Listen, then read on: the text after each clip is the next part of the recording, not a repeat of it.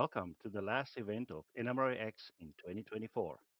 But since it slipped a week, also welcome to the first event of 2025, and thus a Happy New Year and more modeling and trains running than any of the prior years together. I'm Speed at the bottom of the helix, your host tonight. As you might expect, at some point the NMRA also has a birthday, and this year we are 90 years old. But since we're actually still doing the 2024 event, you will need to wait a little bit longer for more information. For our first clinic today, we intercepted one of the monthly clinics of the Eastern Canada Division in the Northeast region, which is likely the only NMRA division in the earlier Atlantic time zone. You're about to be given a thorough talk about the historic railways of St. John in New Brunswick. James Watley will properly introduce the presenters Lou McIntyre and Don Fitzpatrick, whom is unfortunately not in the studio with us today. They might answer your questions in the chat, but we're not stopping like usual to answer the questions because the video is filling all 50 minutes and contains the Q&A from their division event. Brad, please roll the tape.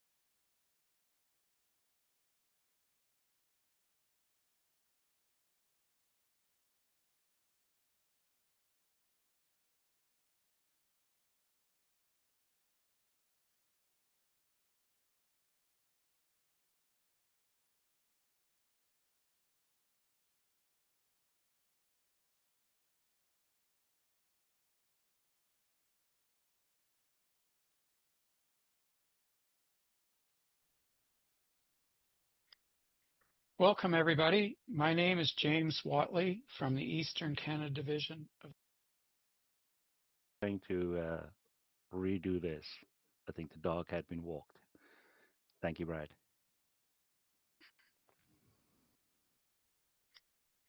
Welcome, everybody. My name is James Watley from the Eastern Canada Division of the Northeastern Region National Model Railroad Association. Our presentation today by Lou McIntyre and Don Fitzpatrick is on the historic railways of St. John, New Brunswick, and I'll now introduce our speakers. Lou McIntyre is a long-time model railroader with an interest in structure modeling and scenery, photography, and railway history. He has an extensive collection of archival photos of prototype railroading in the St. John area and of work done by local modelers. Some of you will know Lou as the editor of the Eastern Canada Division newsletter, The Hot Box, and for his HO scale Basement Empire representing the historic Hampton and St. Martin's Railway. Dr. Don Fitzpatrick is a retired orthodontist with a lifelong passion for trains. He grew up with railroading as his father was a Canadian National Railways locomotive engineer based out of St. John. Don is an accomplished scratch builder and he works in O-scale. Don also has an intimate knowledge of the St. John railroading scene and will be our color commentator during the presentation. So get on board as we take a journey through the years of railroading in and around St. John, New Brunswick from the 1850s until the present day. Highball, Lou and Don. Thank you very much. And what I'm going to do right now is just share the screen and start the presentation. And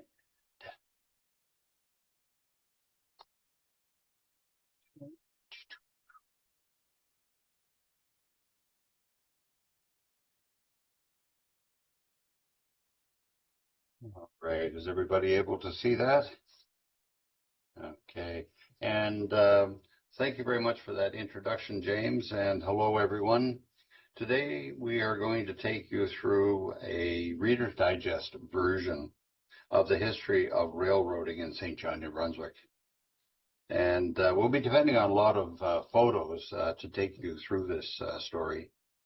We're going to start out by setting the scene in the early history of railroading.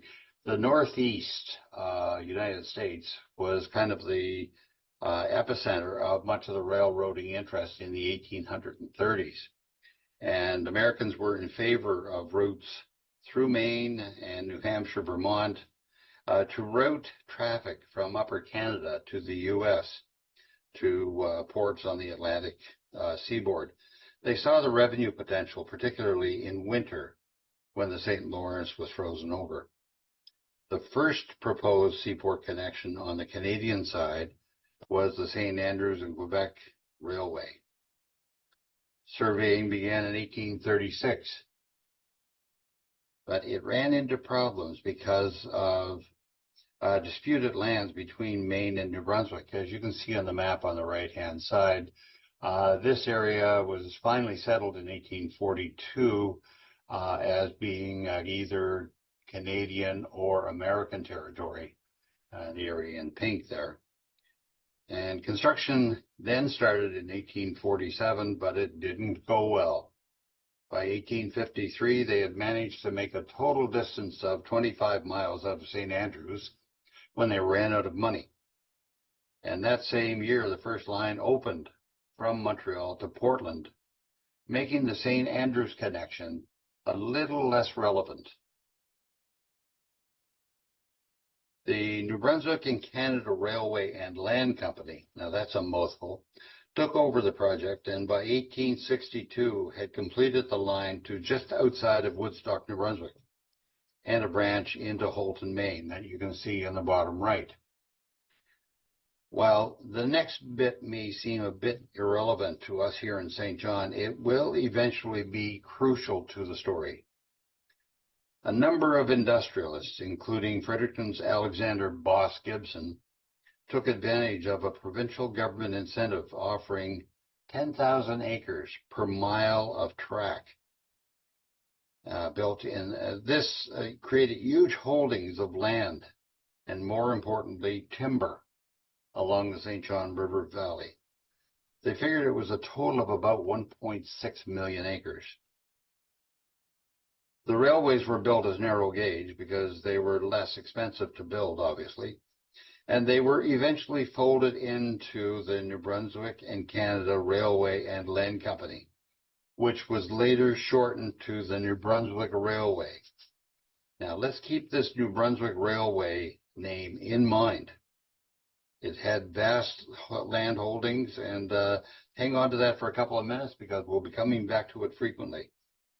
For us here in St. John, the next railway brought us into the modern era. The European and North American Railway was proposed by an American businessman by the name of John Poor as early as 1850, and he was envisioning a railway eventually running from Portland, Maine, all the way to Halifax, Nova Scotia, or to possibly Canso, Nova Scotia. And the first section was proposed in 3 parts. And the first part was known as the Eastern Extension, and that was from St. John to Shediac. And construction started in 1853, but again, it didn't go far before it went bankrupt in 1856. And now, under a government-owned European and North American, the first part from Shediac to Moncton opened in 1857, followed by the St. John to Hampton section in 1859, and then the final Hampton to Moncton link in 1860. However, it never proceeded beyond Shediac towards Nova Scotia. Next came the Western Extension, and that was from South Bay, New Brunswick, just outside of St. John, to St. Croix, New Brunswick on the U.S. border. Incorporated by the New Brunswick government in 1864, construction started the following year and was completed 4 years later in 1869. The third part of the European and North American, it was incorporated in the state of Maine, and they completed the Bangor to Vanceboro section in 1871 with a lot of fanfare, including the arrival of U.S. President Ulysses S. Grant and the Canadian Governor General Lord Lisgar at the ribbon cutting ceremony at the Canada-U.S. border. Now, here in St. John, the European and North American had a substantial station a bit east of where the later stations were built. And it had that unique-looking roundhouse on the top right. And I did note that everything at that time was broad gauge at 5'6". Now, the Eastern Extension consolidated into the Intercolonial Railway in 1872. And this gave us expanded connection between Halifax and Montreal and St. John. And now, on a bit of a tangent, just for a moment, the Intercolonial Railway rented some of its power and rolling stock to one of the local branch lines in the 1870s. The cost was a dear $5 a day for a locomotive, $3 a day for a passenger car, and $1 for a box car. Can you imagine the fun we would have with that nowadays?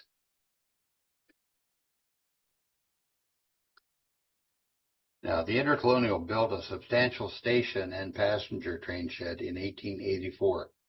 It stood at the same site as the later Union Station that several of us would remember. Make note of that railway car on the right side right here. That may be the source of another presentation in the future.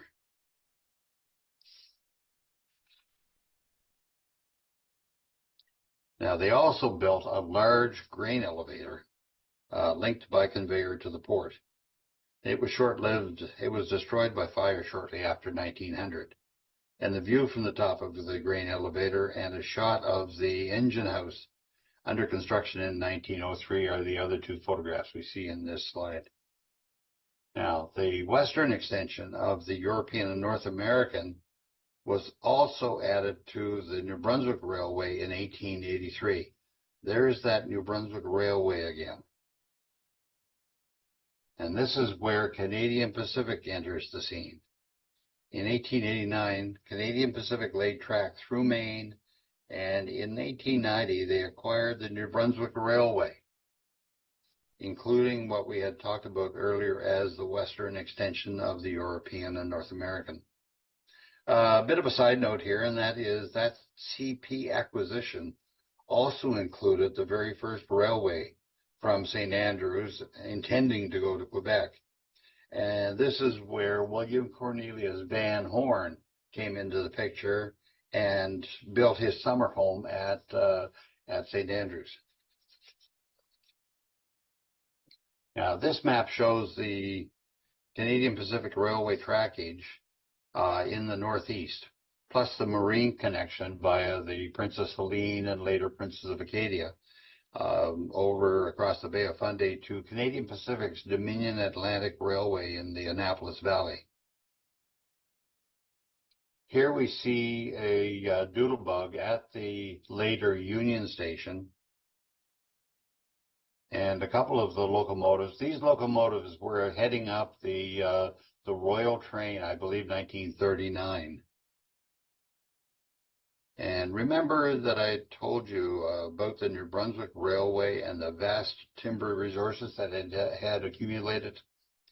Well, what's an airplane doing in this presentation? Well. Early in World War II, industrialist K.C. Irving bought the New Brunswick Railway from Canadian Pacific to gain access to the vast timber resources to supply wood veneer for defense contracts, particularly the construction of the de Havilland Mosquito. Made mostly of wood, it was nicknamed the Wooden Wonder, and there were a few other less than flattering names for it. In this deal with Irving, the New Brunswick Railway tracks and buildings were operated by Canadian Pacific under lease. Now again, let's hold that New Brunswick Railway thought again, because we're going to come back to it again. The biggest source of business for the Canadian Pacific in St. John was the winter port, shipping grain to world markets when the St. Lawrence River was frozen over.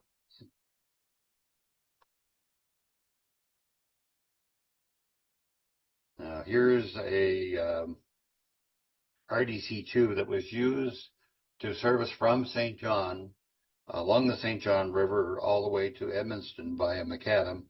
And also seen here is the arrival of train 41, right, Don? Right. 41 it was, from Montreal.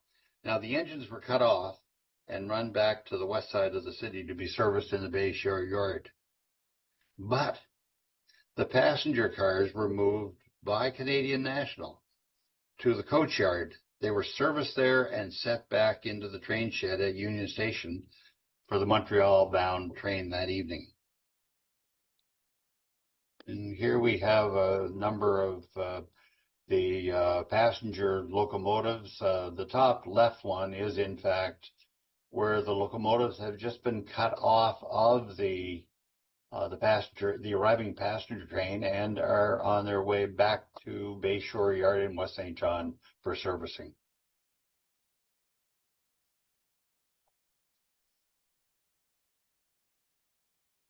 We had a variety of photos that we found, maintenance of way taken over a number of years.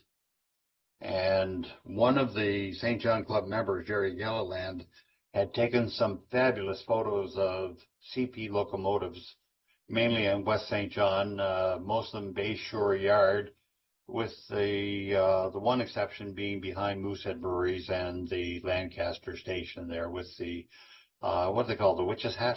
Yep. Now let's venture now to the formation of Canadian National Railway and the railways that it added. Some small branches are not shown here, but CN's history in St. John has been a lot less jumbled than the western part of this. The passenger services at St. John Union Station, we had Montreal Locomotive Works 484, and later an RS18, RS3 combination pulling through the train shed here. And Don, you've got a little story about the engineer on this, guy by the name of Charlie Brington.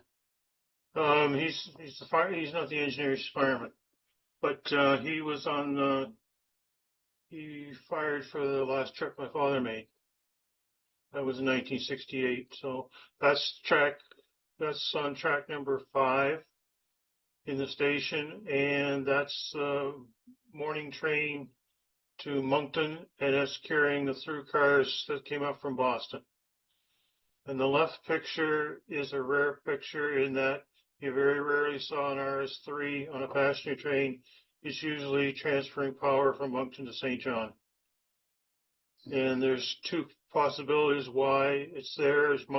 St. John was short of power, or the second cause it could be is it's sending 2 freight engines down on the passenger train to replace 2 passenger units that came down out of Moncton when they came out of the shops, and they sent them to St. John for break-in tests before they put them on the passenger train.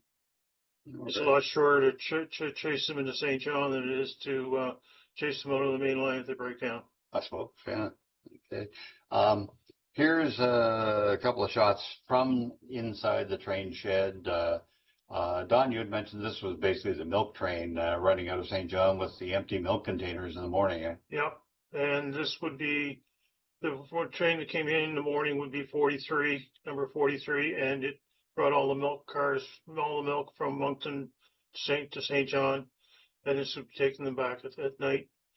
And the bottom picture is where the train came in the morning, first train in the morning, and it's on track 5.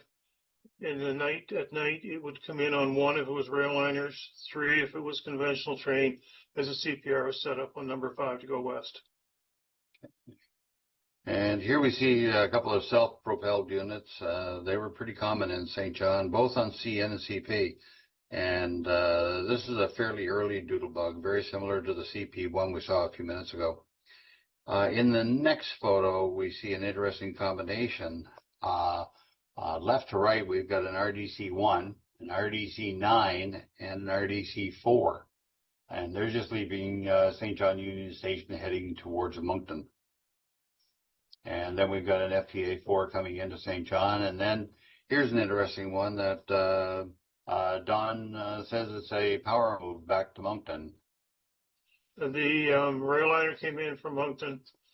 It would be probably number 643 in the morning, going back out. But Moncton was short of power, so they sent 2 RS18s out on the front end, and he came in with a 2-man crew, went out a 3-man crew.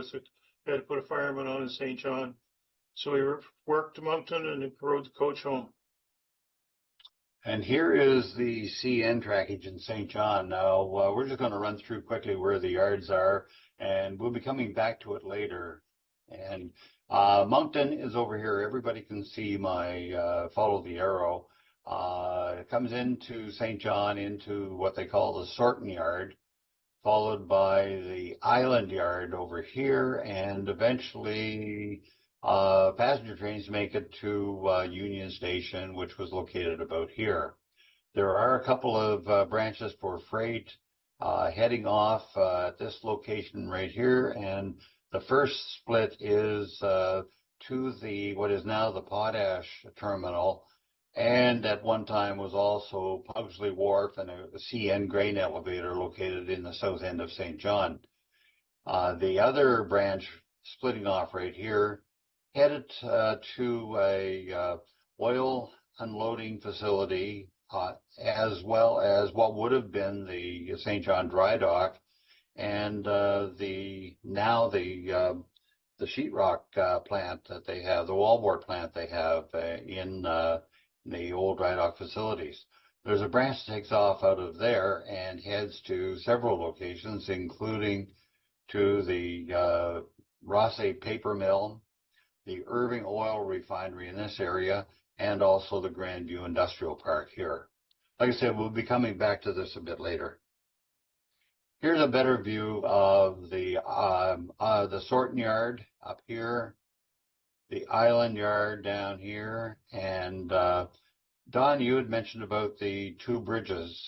This one here being That's the left bridge. That was the main line passenger bridge, and the other one is the freight bridge, Jardine Bridge. right. And there's another bridge across right there that crosses Marsh Creek, and it heads towards the west, towards Irving Refinery. Right. And we also have the coach yard where Canadian National service their own passenger cars, and Canadian Pacifics as well. Incidentally, this also serves as a location for Don. Don was actually grew up overlooking the yard right here. And so now CP CN had running rights on the CP track to get from St. John to their trackage up along the St. John River at Westfield. And by the looks of the consist, this is likely a fuel move to Canadian Forces Base, Gagetown. Just a few shots, some assorted head-end power coming into either the potash terminal or a container train coming into St. John here. And here's a returning potash empty heading out through Hampton. We have an overview of Union Station during the late 1960s. And the Harbor Bridge existed then. The off-ramps are in place. The new viaduct is not yet built, although you can see the piers for it here. And Union Station is still in place. There's no sign here of the thruway, which was eventually built right through this area right here. Just to note that white building, yeah, still exists. That one is still there, yeah. Actually, that's right. So it's one of the few things that you can create as a landmark there. Yeah. Here is the more photos of Union Station. The top left photo, I think Jeff Paston used in his presentation last month. And so the other two photos of the interior were by Bob Boudreau and show the grandness of the building itself. It was quite impressive inside. Now, the train shed, as a kid, I'll tell you, that was a long walk to the far end of that train shed. I would take the train with my parents once a year heading to my mother's hometown in Saint-Jean-sur-Richelieu, which is outside of Montreal, and we would take the passenger train. Now, this is near the end of Union Station, which was demolished in 1973. The train shed is gone, but the building still stands. After demolition of the station, CP moved its passenger service to their offices on the Dever Road in West St. John, and CN moved to a new building on Rossi Avenue in the city's east. Now, here's another item. From 1930 to 1960, the Gull passenger train ran through St. John. It came via the Boston and Maine Central, Canadian Pacific, and at St. John, transferred over to CN trackage. And occasionally we'd see Maine Central power here in St. John, such as these E7As. Now, due to declining passenger numbers, in 1977, CN spun off its passenger services as a separate Crown corporation, Via Rail Canada. And Via acquired all of the passenger cars and locomotives from CN. Following several months of negotiation, the following year, Via assumed all passenger services from Canadian Pacific as well. And in St. John in the following years, St. John service was reduced, it was stopped, it was restarted, and finally in late 1994, it was stopped entirely. This picture here just makes me cold. I had no other reason to put it there other than the drama of that scene. Now, in 1994, Canadian Pacific abandoned the line to St. John, and in November 1994, New Brunswick Southern Railway was created as a subsidiary of the Irving-owned New Brunswick Railway. There's that name again. It operated from St. John to the U.S. border just west of Macadam. Eastern Maine Railway was also created to run from the border to Brownville, Maine. And the third part of the puzzle came in 2011 when the Irving Group acquired the former Bangor and Aroostook routes in northern Maine after then owner Montreal, Maine and Atlantic had applied to abandon the line. This part of it was called the Maine Northern Railway, and you can see that on a couple of these locomotives. Now, this is important to St. John's story as a major source of pulpwood and wood chips. Now, you notice also that the fleet of 14 SD70Ms that NB Southern has acquired were named for the three different companies, Maine Northern, Eastern Maine, and New Brunswick Southern.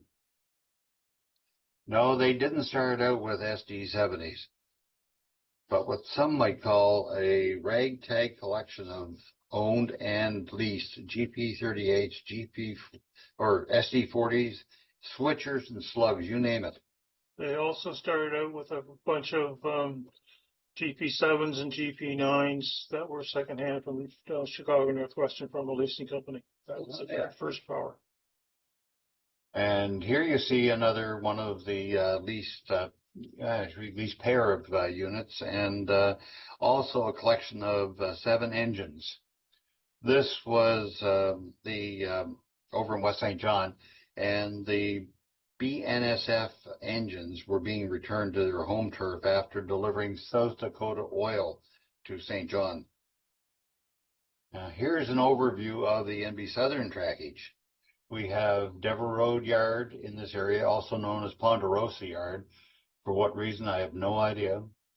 We also have a secondary yard right here behind the Irving Pulp and Paper where they unload wood chips.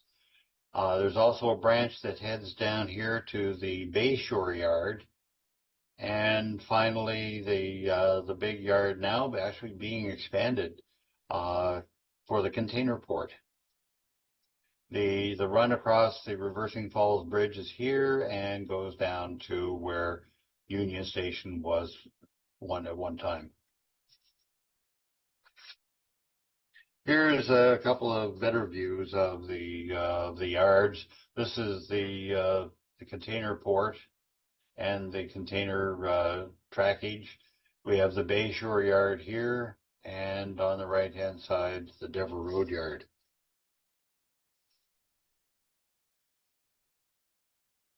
We've accumulated quite an assortment of maintenance of way equipment, track mobiles, and other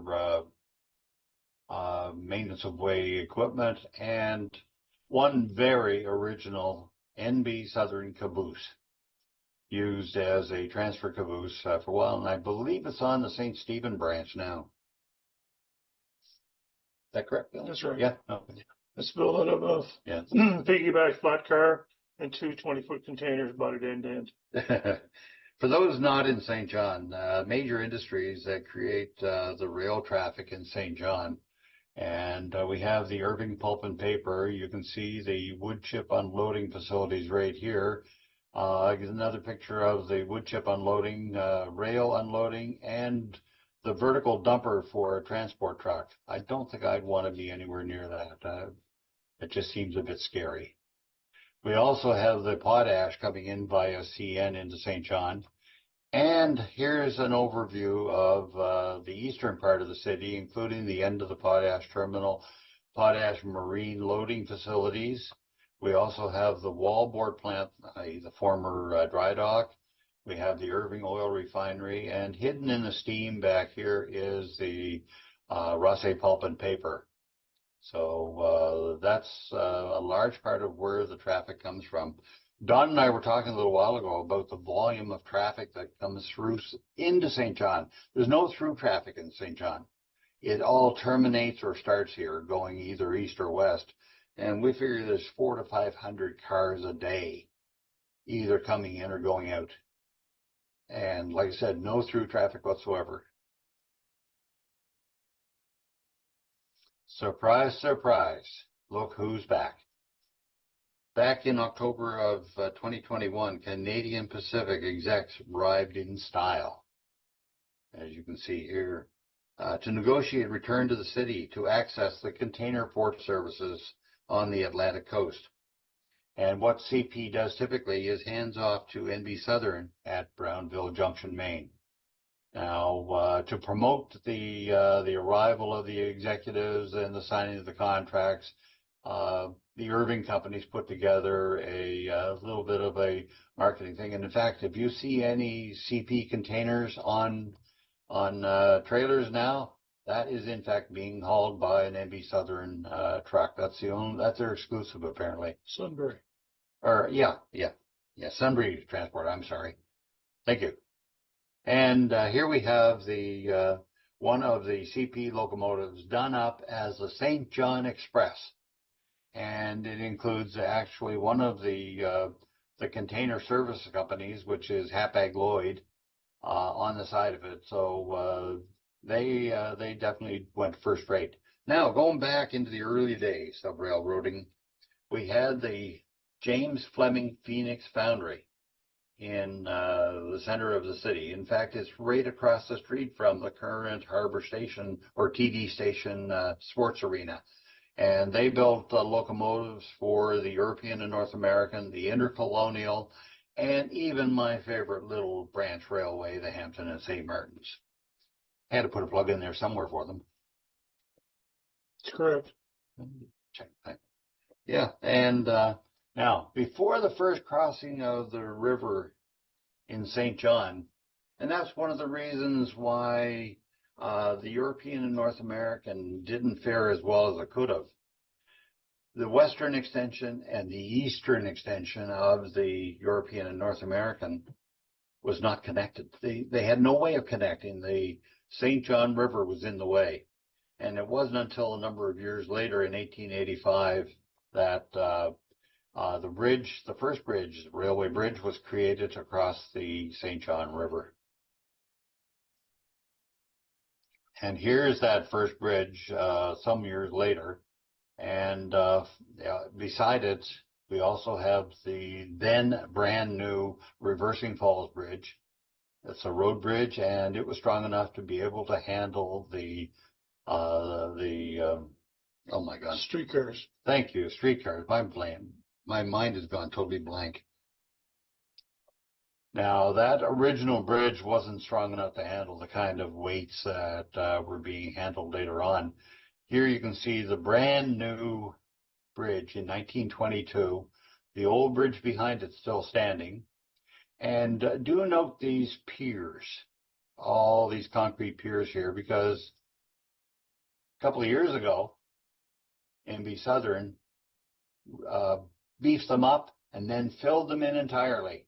They reran the piping around them, the water supply and everything else like that. They filled them right up, and here's the final picture of what it looks like now. Still some work going on there, but that was one huge piece of fill that they did. It was a major project, but they were only out of service for 30 hours. Hard to believe. Now, NB Southern in the community, they play a major part in the community of St. John here.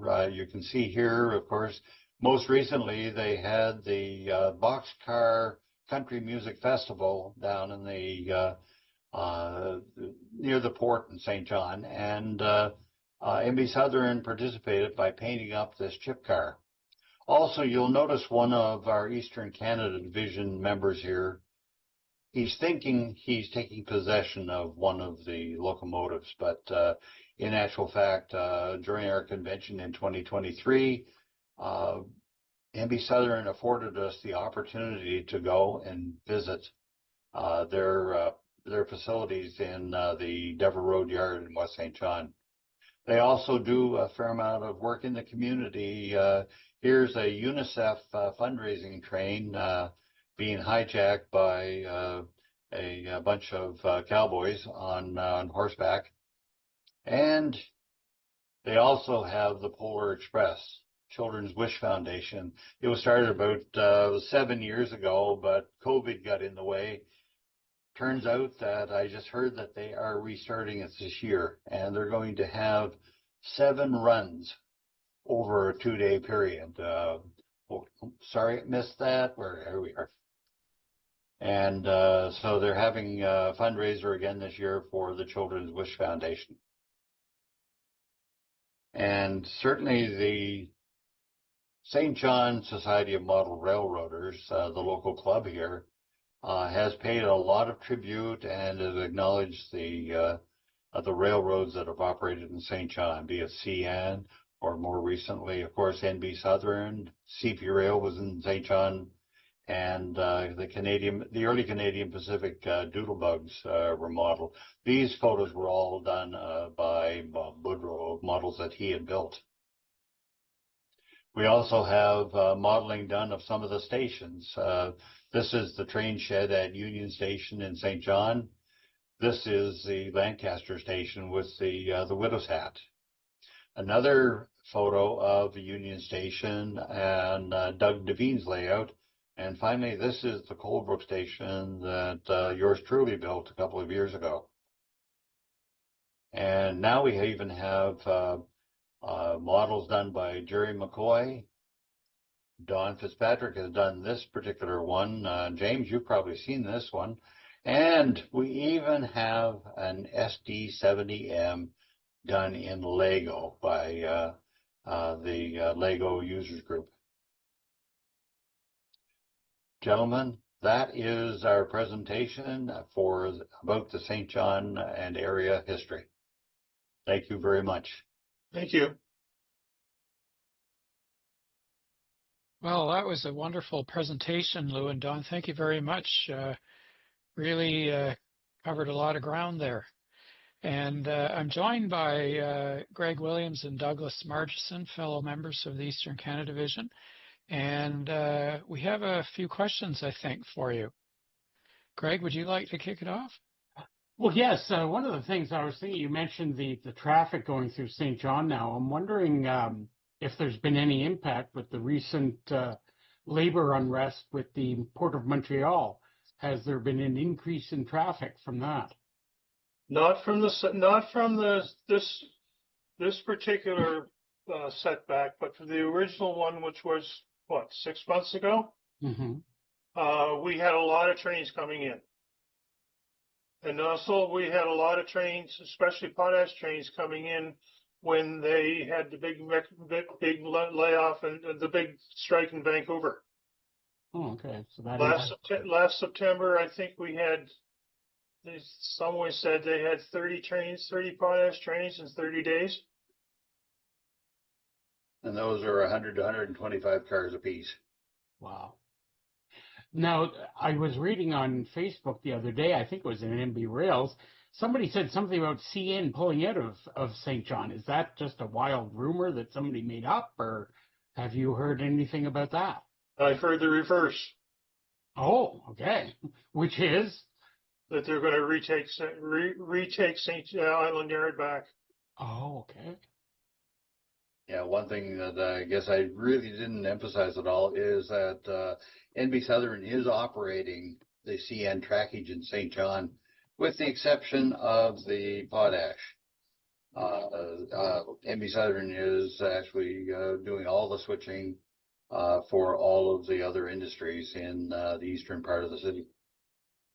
Now, would CN taking that back be fueled by NB Southern's partnership with Canadian Pacific Kansas City? You got the picture. Exactly. That's what we hear, at least. Interesting. Douglas, do you have any questions for Lou and Don? Well, yeah, a couple. First of all, the original bridge or early on, I guess, for the freight trains crossing the river. Did I understand that they were double tracked at one point? Never Double tracked. Okay. Now, I heard something that consideration of maybe sort of having a double track or a second bridge in there because of the increased traffic? Not really, because the increased traffic doesn't much cross the bridge. Okay. It ends in the NB Southern traffic ends mostly in the western part of the city, be it the containers and so forth. And there was talk, however, of double tracking up to the bridge, but not across. And that was gain increased yard trackage on the western side of the bridge. Mm-hmm. Okay. Now, where that all goes from here, heaven only knows. Yep. A couple of years ago, I had sort of doing some research on the NB Railway, and my understanding was that in 1890 that the NB Railway leased the track to CP, that CP didn't actually buy NB Railway, and then in 1941 that Casey Irving bought up all the shares for the NB Railway. So essentially, going for the land around the track. But so I was kind of surprised when you talked about CP acquiring and then selling too. Part of it is the acquiring and selling of the actual tracks. A lot of the confusion has to do with the leasing of the land that the tracks sit on. Right. Okay. So they acquired the track and then sort of were leasing the land around. Okay. Right. Yeah. So there's actually two distinct parts. And when CP pulled out in 1994, essentially what they did is they sold the tracks to the NB Railway, which of course became NB Southern a few months later. Right. Right. Okay. So there was a distinction between the trackage and the land around it. Exactly. And that's what Irving wanted in the first place, was really the land because of the timber. Of the timber, yeah, exactly. Yeah. I have a question for Don and Lou. You spoke about the gull, which I've always heard off and on, and I've seen it in old timetables. When it came into St. John behind Main Central Power, when you say it continued on CN to Moncton and Halifax, did it actually continue on as a complete train, or did they basically switch sleepers or coaches or both into one of the CN trains? They cut the sleepers off, and they went out on number 14, which you saw pictures, two steam engines there. They went on number 14, and the return sleepers came back on 13 to go out on the Boston train at night. The coaches and the head end cars stayed in St. John. So you could book a through trip from Halifax to Boston. That's correct. Wow. Service, eh? Things have changed. Now, Don, I know your father worked for Canadian National Railways, and I know you've told me in the past about hanging out at the station. Could you elaborate a little bit on what that was like when you were growing up in St. John? Well, basically, my father had many assignments. The last assignment he had before he retired was the Sussex Way Freight, but before that, when they introduced the rail liners to St. John, I would think sometime around 63, the fall of 63, he stepped on it with three other engineers out of St. John. So the train was originally supposed to run out of Moncton, but four senior engineers ran out of St. John. Anyway, you could have the morning, you could have anything and everything come in.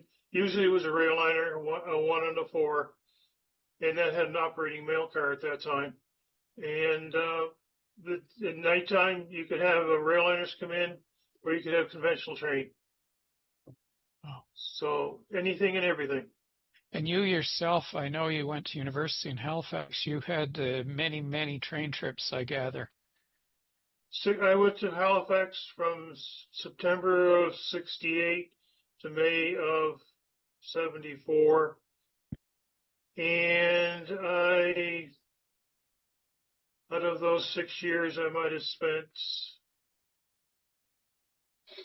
8 or 9 weekends in Halifax. Wow. So you got a real sense of the operations on the Canadian National. Yep. Wow. If we could only have a time machine. Oh yeah.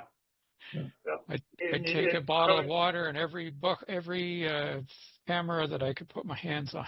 Yep. Yeah. You know, and going to Halifax, out of Moncton, they're coming up out of Halifax. Anything and everything on the head ends. St. John, anything and everything. Wow. FA2s, RS18s, FPA4s, F9s, FP9s, GP9s, anything. Wow, that's something. And Well, if I recall correctly, you weren't always riding in the coaches. Very rarely, especially out of here. I understand too that there was rail service from St. John to Fredericton. Oh, yeah, very much so.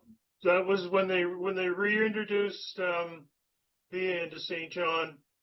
They so from Halifax to Montreal through St. John, they ran a section from a set of rail liners from St. John, from Halifax to St. John, and then on up to Fredericton. What they did is two rail liners came out of Halifax to St. John. They cut one off here in St. John, and that one kept going on to Fredericton. Then the one that came out of Fredericton, they coupled back up again. So it was two rail liners. The meat usually was in a skillet. Lou, I have a. Oh, sorry, go ahead, Douglas. No, I'm just thanking Don. Lou, I have a question for you. What's your favorite memory from the steam era in St. John?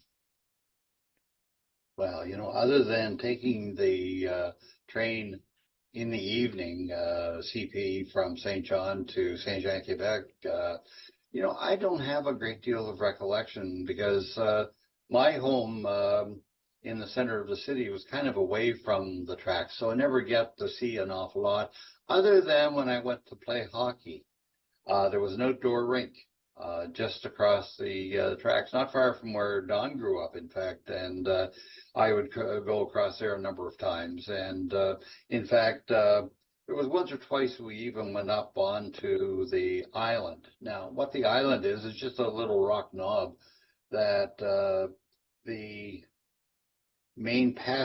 passenger mains went around just across from the skating rink, in fact, and we'd go up and park up there and have a look at trains. I wasn't into trains as much then, and as a result, it's kind of just very vague memories. Oh. And Greg, do you have any? Oh, sorry, Don, go ahead. My favorite of the steamer in St. John was a trip that they used to double head the valley train from St. John to Westfield Beach, and they had a northern on one day. Wow. Wow. And then I was with Dad, and going up through the cut Bentley Street and up through that way, all you heard was the sound reverberating off the walls. Holy mackerel. Yeah. We're all turning green here, Don. Yeah. Well, that was one of the things about St. John. Don talking about reverberating off the walls. That steam locomotive was under full power because it was one hell of a climb from the Union Station up to Reversing Falls. That's what 2.5% grade. Yeah. Greg, do you have any other questions, Greg? No, I don't think so. But I do thank you both for sharing that. That was truly fantastic. Thank you. Yeah, Yes. wonderful presentation. Thanks, Lou and Don. Yes, wonderful. And I think we'll wrap up now. And thank you very much for all the work you've put into this. And thank you very much for having us on this program. Thank you. Thanks, guys. I appreciate it. And we hope to, you hinted at another possible presentation there, Lou, and we certainly are on standby. I have a pretty good collection of streetcar photos and so forth, and there's certainly quite a bit of a history. The streetcars were taken off the year I was born, so I don't have any recollection myself whatsoever. But in photographs, there is a good assortment of photos available. Okay, well, that's it. That's a wrap. Thank you very much. And good day to everybody who joined in. All right. Take care, gentlemen. Thank you. Bye-bye.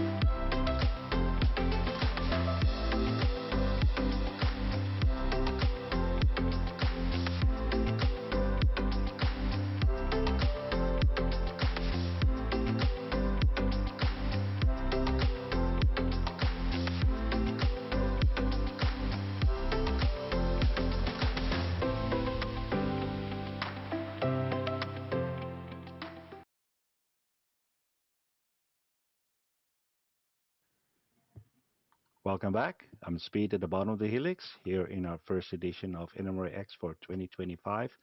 Also the last edition of 2024, but we had to slip by a week. Our next presenter has been a model railroader for 50 plus years. That dates me, sorry. Has a background in audio electronics and IT. He's the NMRA's DCC working group manager and plays guitar and played in bands for 25 years. Please welcome Carl Marchand. Thank you, Speed. I appreciate it, everyone. Today I'm going to give a clinic on adding DCC and sound to Athearn locomotives. Athearn locomotives are quite a large portion of the HO scale marketplace, and I would say there are thousands of them out there. I bought my first Athearn locomotive when I was 12 years old, so that was quite a while ago. But what we're going to do is we're going to cover all the various types of Athearn locomotives.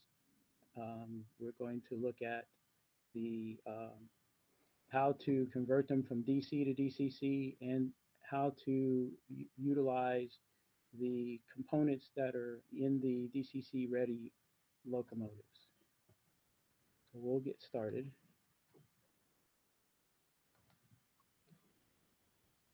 I have a few acknowledgments before we dive in. Um, these are folks that helped me with information and had great feedback and were great contributors to this presentation. So why do a clinic on Athearn locomotives? Well, they are a good fit for DCC and sound. They're easy to disassemble. They have reasonable amount of space to install the coders and speakers, and the units that they've made since the 1990s are very DCC friendly, and there's tons of information out there on the internet, and several books have been written about converting their locomotives and how to maintain them and so forth. This is an Athearn blue box chassis. This is probably the most popular locomotive chassis that Athearn has. This chassis was originally used with a larger motor back in the 70s, and this particular design is the updated design. These started to appear in the late 80s, early 90s. They have a slimmer motor than the original blue box type, and they also were still utilizing the single piece power strip for the positive side and use the frame for negative. Quite an innovation. This is the modern ready-to-roll chassis. If you are buying Athearn locomotives right now, the Athearn ready-to-roll chassis is now part of the Roundhouse line of locomotives, and you will see the same components in the Roundhouse locomotive that you see in the ready-to-roll chassis. You have a motherboard that is DCC ready. You have a JST 9 plug, which will allow you to plug in a shrink wrap decoder. You've probably seen several types from Digitrax and TCS and Soundtrax. This is a different version of the ready-to-roll. This is sort of a cross between a ready-to-roll and a jazz mechanism. It has the low-level trucks for greater detail, where you can have grills and things open. It has the JST 9 plug. It also has an 8-pin plug for the standard NMRA 8-pin decoder. This is an early Athearn Genesis chassis. This used a motherboard for the lighting. It just had lights in the front and the rear. And the early version, you can identify them as their motor. This uses a Bueller motor as opposed to the modern unit that is using the Roco motor. And this is a Athearn Genesis chassis with light bulbs. They use the 1.5 volt lamps in the front and rear, and you can see the wiring going to the lamps. Now this one is a little more of a challenge because you cannot separate the body completely from the mechanism when it's all wired up. This is another variation of the Athearn Genesis chassis. It has the 9-pin plug and the 8-pin plug. But it also has connections for additional lights other than front and rear, like for ditch lights. So in this clinic, we're going to demonstrate how to convert a ready-to-roll locomotive from Athearn. That's probably the most popular chassis out there. This is a picture of the locomotive that I'm converting in this clinic.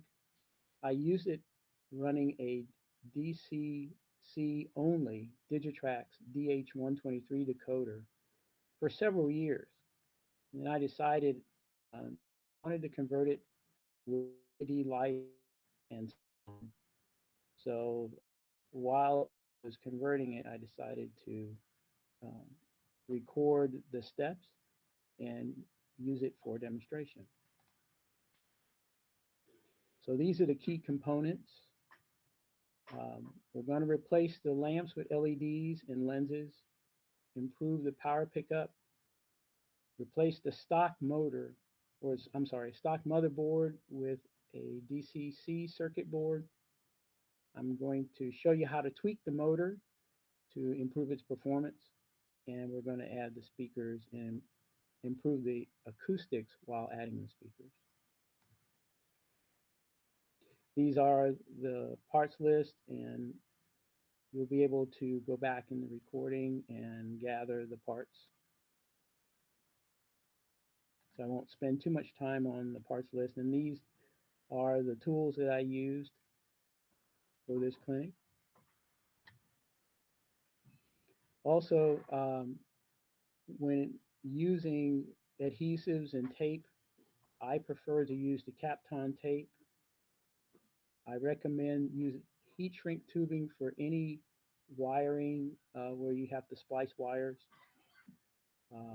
The Kester solder, and this is the Kester solder part number, is a great solder to use for soldering with any DCC or any electrical project in the hobby.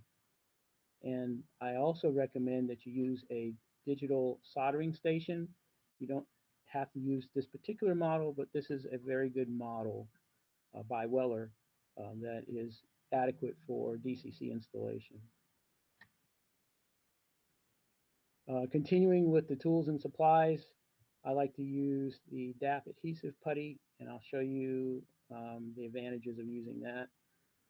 Gorilla mounting tape. This is a double-sided tape that is wonderful for connecting decoders, attaching speakers, and so forth. You can also use 3M double-sided tape. Canopy glue.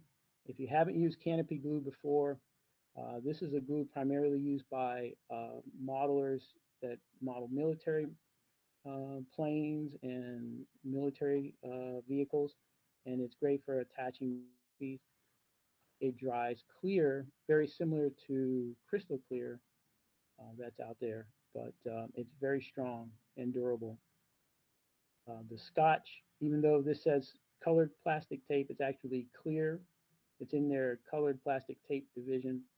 This tape will stick and it will retain its adhesion for a very long period of time. In fact, you can lift it and put it back. I highly recommend this attaching things that where you don't need the tape double-sided.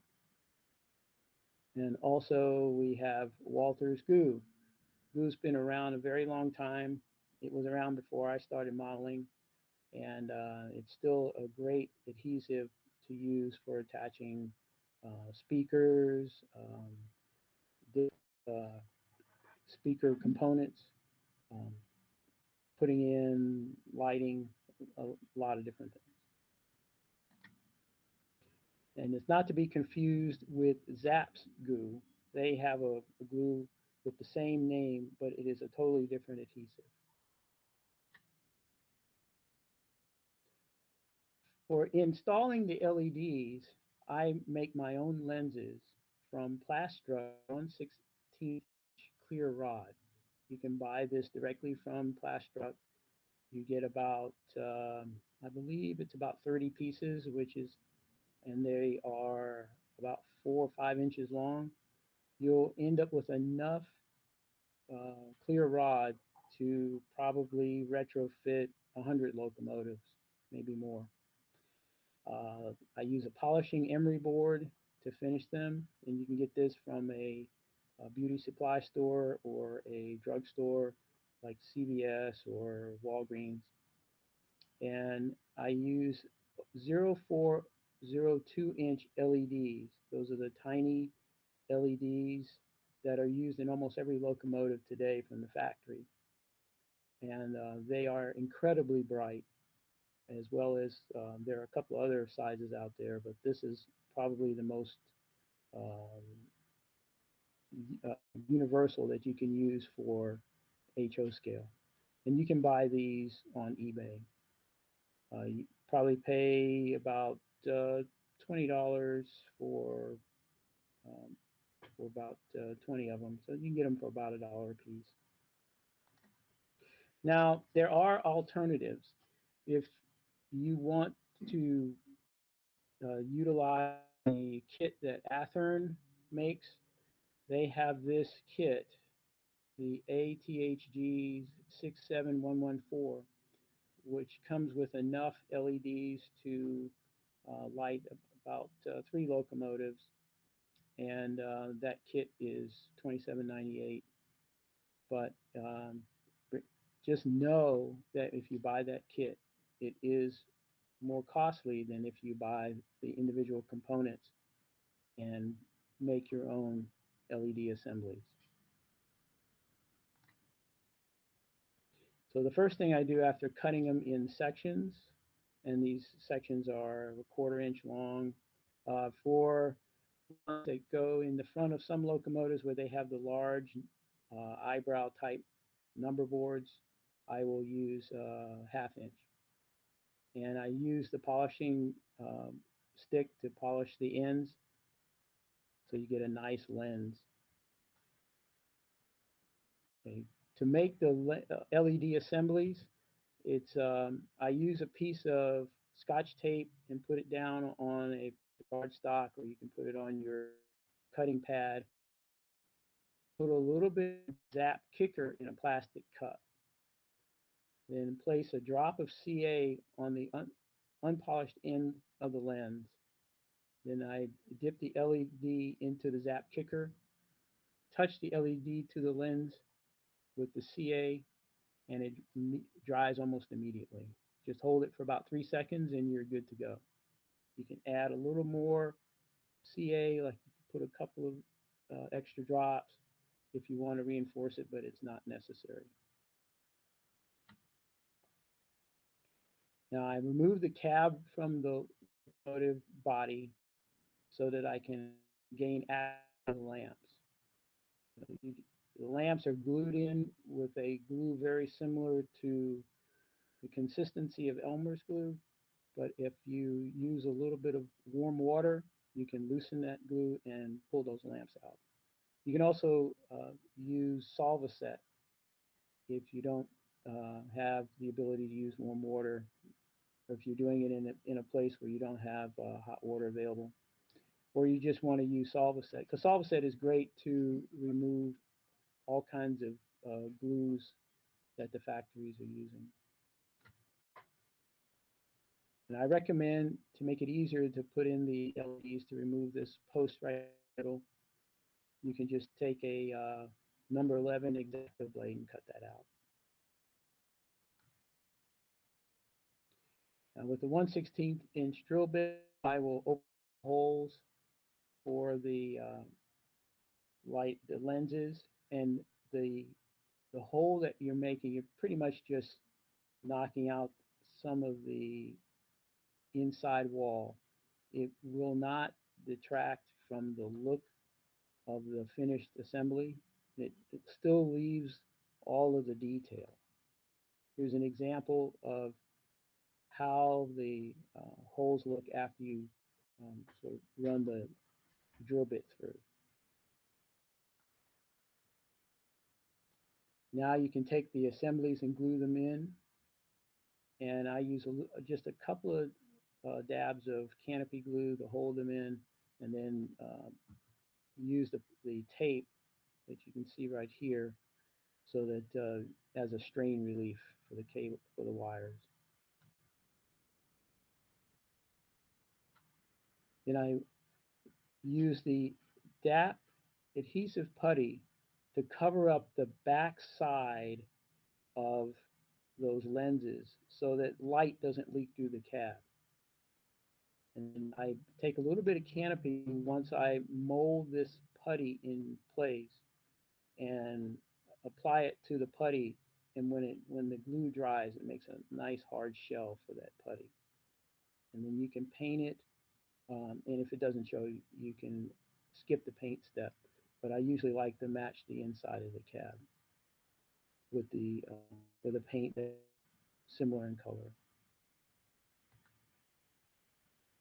This is working the putty in, showing how it's applied to this in the back. This is the rear part of the chassis. And once you shape it, then you can do the same thing. You can paint it if it shows. If it doesn't show, you don't have to paint it. Now, I chose not to use the original lighting board, mainly because it will not power LEDs. It was made for 1.5 volt lamps, so I decided to discard it.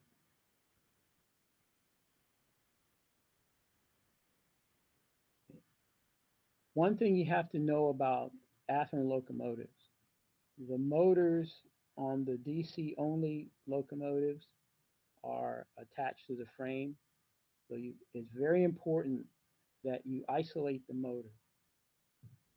The decoder will control the motor from both the positive terminal and negative terminal. If you don't do anything else, you want to make sure that the motor is isolated. The Genesis and DCC ready units are already isolated, so you don't have to worry about those. The classic blue box units are not isolated.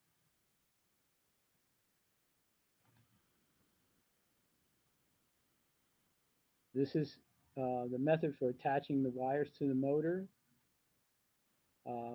If the motor has the old steel springs, I highly recommend that you replace the steel springs with the new brushes and motor springs.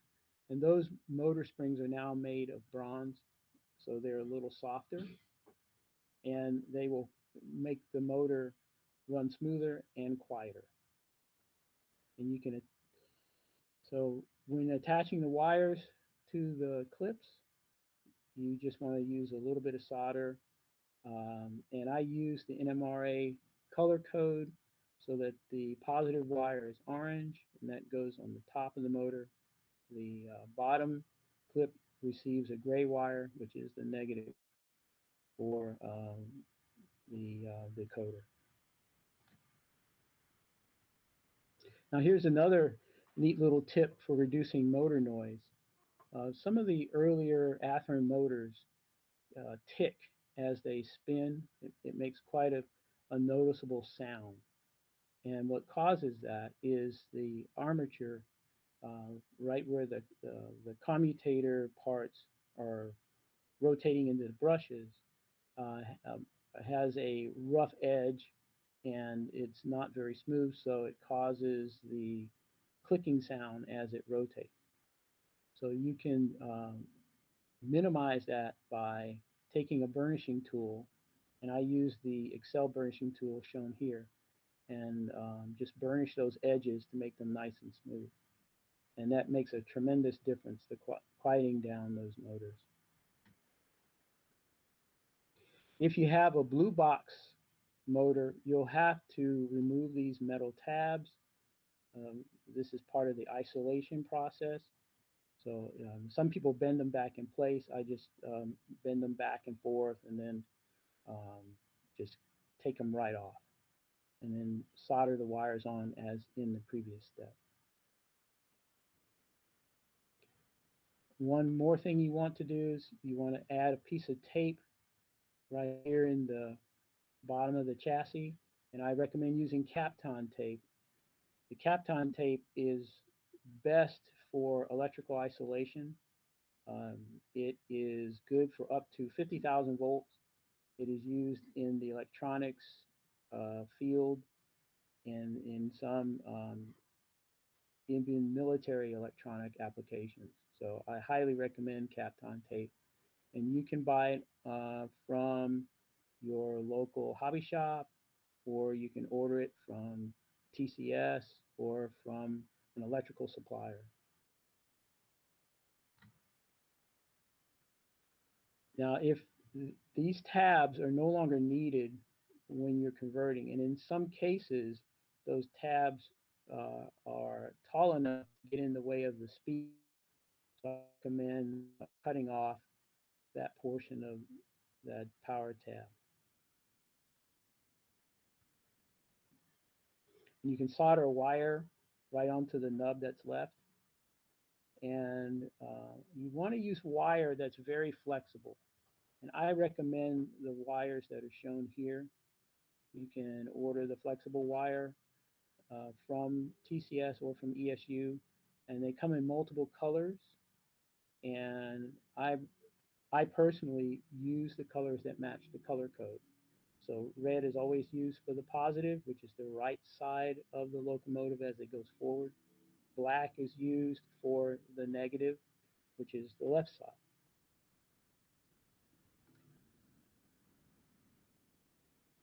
Also, I recommend for Athearn units to hardwire the trucks, and uh, the best way to do that is to solder wires on the grommet on the side of the truck. You can move the side frame, they just pop right off, and they have 3 pins that fit into those holes that you see. And you can see in the inset photo on the right the wire soldered to the little brass grommet. Now for speakers, I highly recommend Sugar Cube speakers. Sugar Cube speakers are probably one of the best things to come along for HO, N-scale, and S-scale locomotives. The speakers are smaller than the standard HO scale speaker.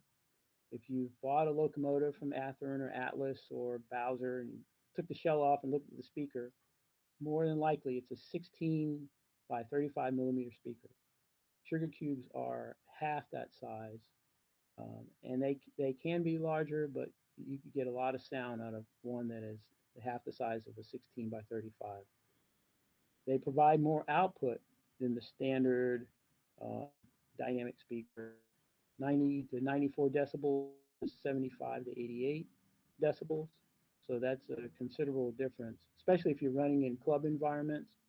You'll be able to hear your locomotives clearly. The frequency response is better. It hits the hi-fi range. 100 hertz to 20K is pretty good for a hi-fi speaker.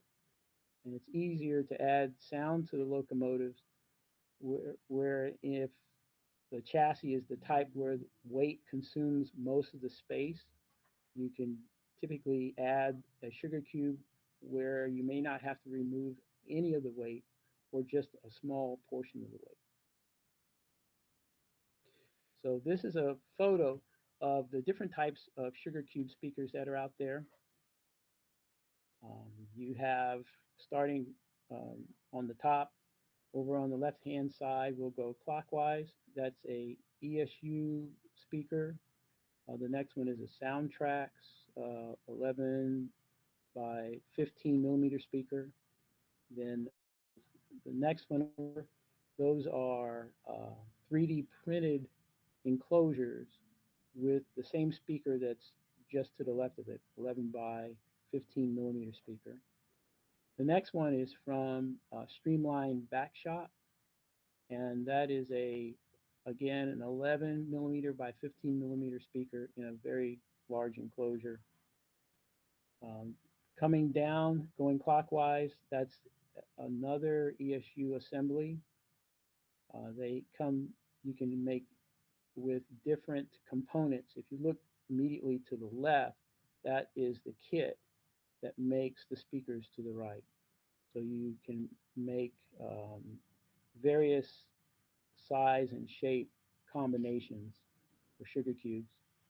And the last one is a speaker offered by Bowser.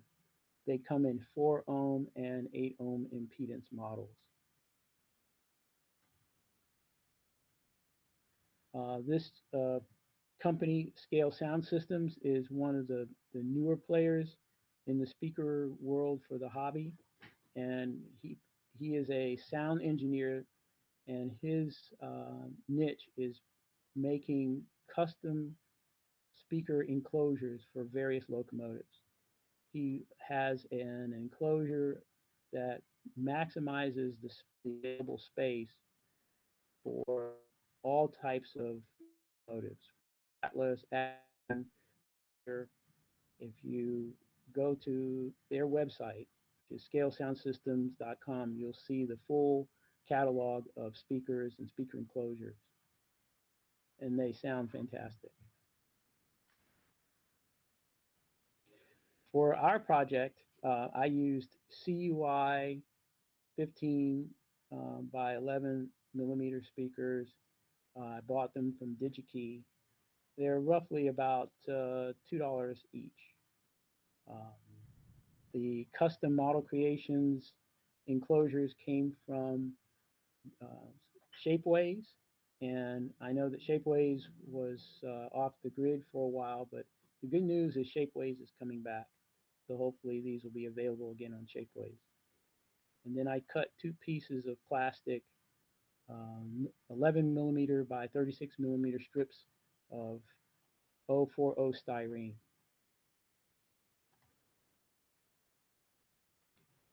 And I use canopy glue to attach the speaker to the enclosure.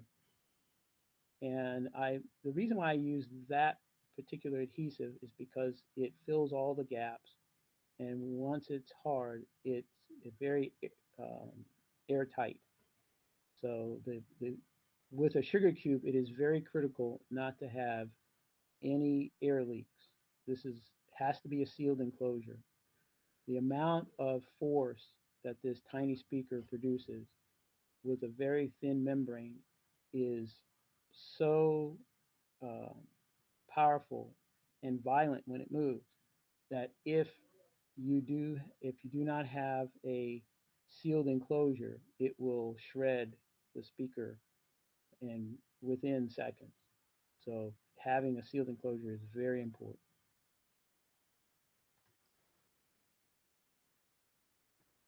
Here's a picture of the two speakers. I use a decoder that has an impedance of 4 ohms. So to match the output impedance of the decoder, I take two 8-ohm speakers and place them in parallel. Most of the decoders out there, your Soundtrax decoders, your TCS decoders, they have a minimum impedance of 8 ohms. And to use two speakers, you will have to wire them in series. You look at the diagram on the right, that's an example of wiring them in parallel versus wiring them in series. When they're wired in parallel, you just connect the two positive terminals together and the two negative terminals together, and that gives you a 4 ohm parallel wired speaker assembly. For series, you want to wire them in phase, so it's important to connect the positive terminal of one speaker to the negative terminal of the other speaker, and you can see that I use the outside connections to connect to the decoder.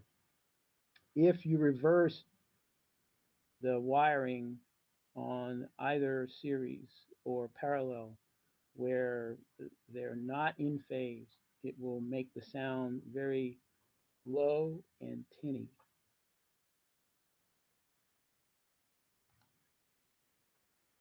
Here's another shot of a closer shot of that wiring diagram.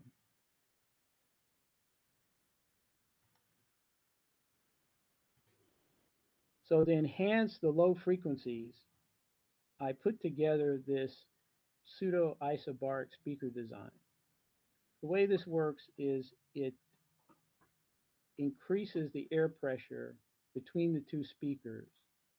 Those two pieces of plastic serve as an air plenum, and as the speakers are pushing air toward each other, it's increasing the volume while increasing the low frequency output. So the overall effect is it makes the speaker assembly louder and deeper than if you just wire them and place them side by side.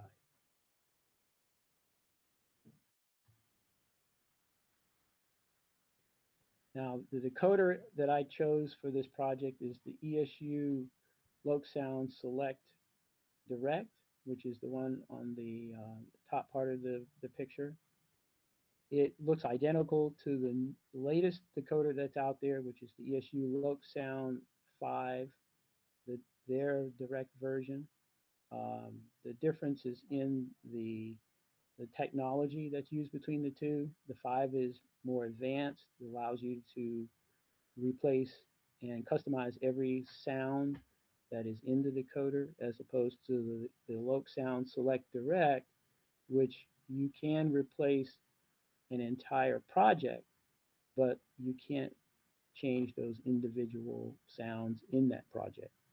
So you can change it from one, say, EMD 567 to 645, but all of the horns and bells and associated sounds are all in one package. Whereas in the 5, they also have projects that have all of those sounds. But let's say you have your own bell.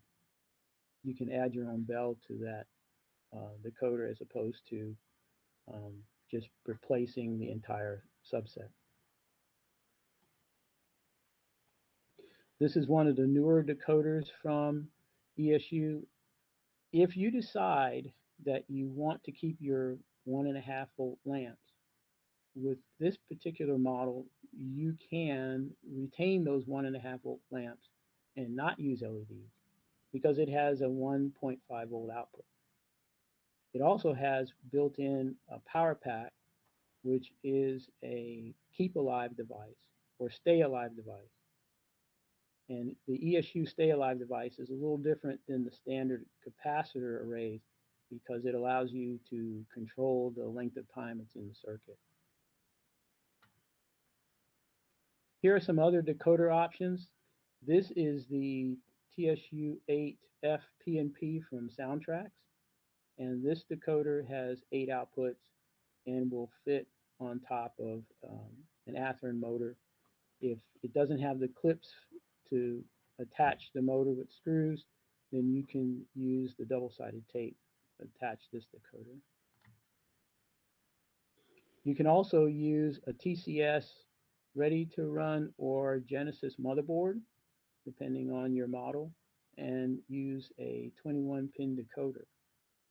This particular motherboard will also support LEDs and light bulbs. So this gives you some additional options. If you choose to use the factory supplied motherboards, you can now buy these motherboards from Athearn as another option for motherboard upgrades.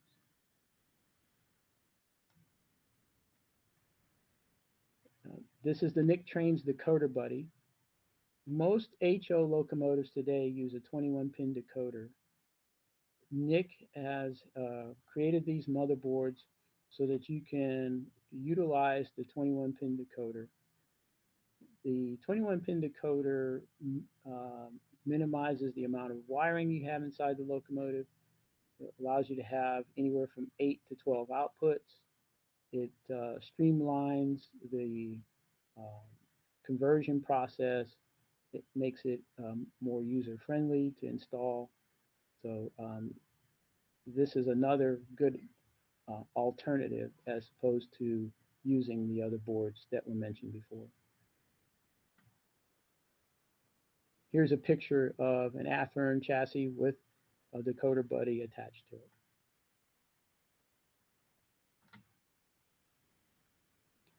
This is the, for this particular decoder, I programmed it for the 567 sounds to match the locomotive. And if you want to program the decoder with a decoder tester, you can just remove this decoder section. The decoder that's on the board is removable, and you can place that decoder on a decoder tester for programming. And basically, this assembly is a ESU Next 18 decoder on a Next 18 motherboard. You can buy those parts separately, but it's better to buy it all in one assembly. Here's on the left is a version of the ESU decoder tester. You can see I placed the decoder on the next 18 socket and then programmed it with the ESU programmer. You can buy your decoders with the sounds already programmed, but if you are a ESU user, I highly recommend you buy a programmer, and here's a list of reasons why it's a good idea to use a loc programmer.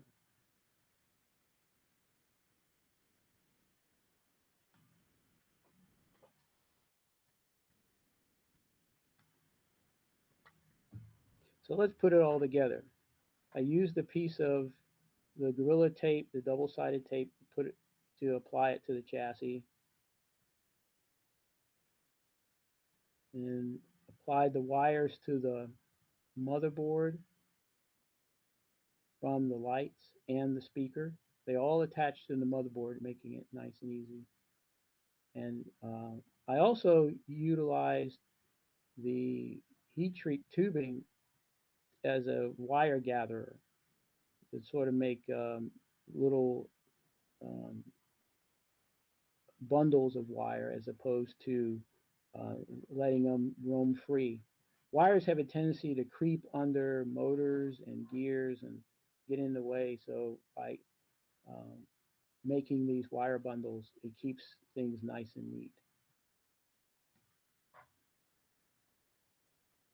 And here's a picture of everything put together. The coder mounted on the motherboard with all the wiring, and to prevent the decoder from popping off in transit, because I use these locomotives at the Model Railroad Club that I belong to. In fact, that's where I'm transmitting from today. To keep those decoders from popping off, I put a little Kapton tape over the decoder and motherboard assembly.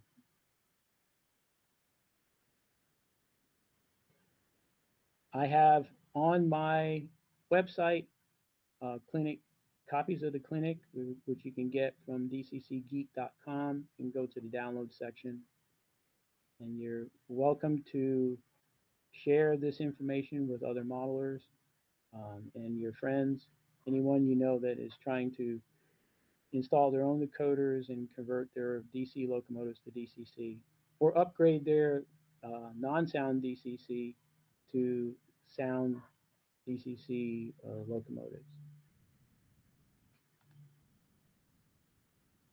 Okay. Are there any questions from the crowd? Ready for some questions? Yes.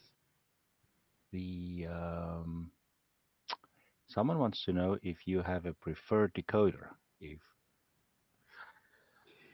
Well, personally, I use the ESU Loc Sound family of decoders. I particularly like the features that they offer and the flexibility. I'm very comfortable with customizing sounds and putting in horns and bells that match a particular prototype. I also like all of the various lighting effects that it offers. But in addition to ESU, I feel that there are strong options from TCS and from Soundtrax. So between those three manufacturers, you can't go wrong. I always answer by saying I would love to use a lock sound, but it's hard to get that in an N-scale locomotive.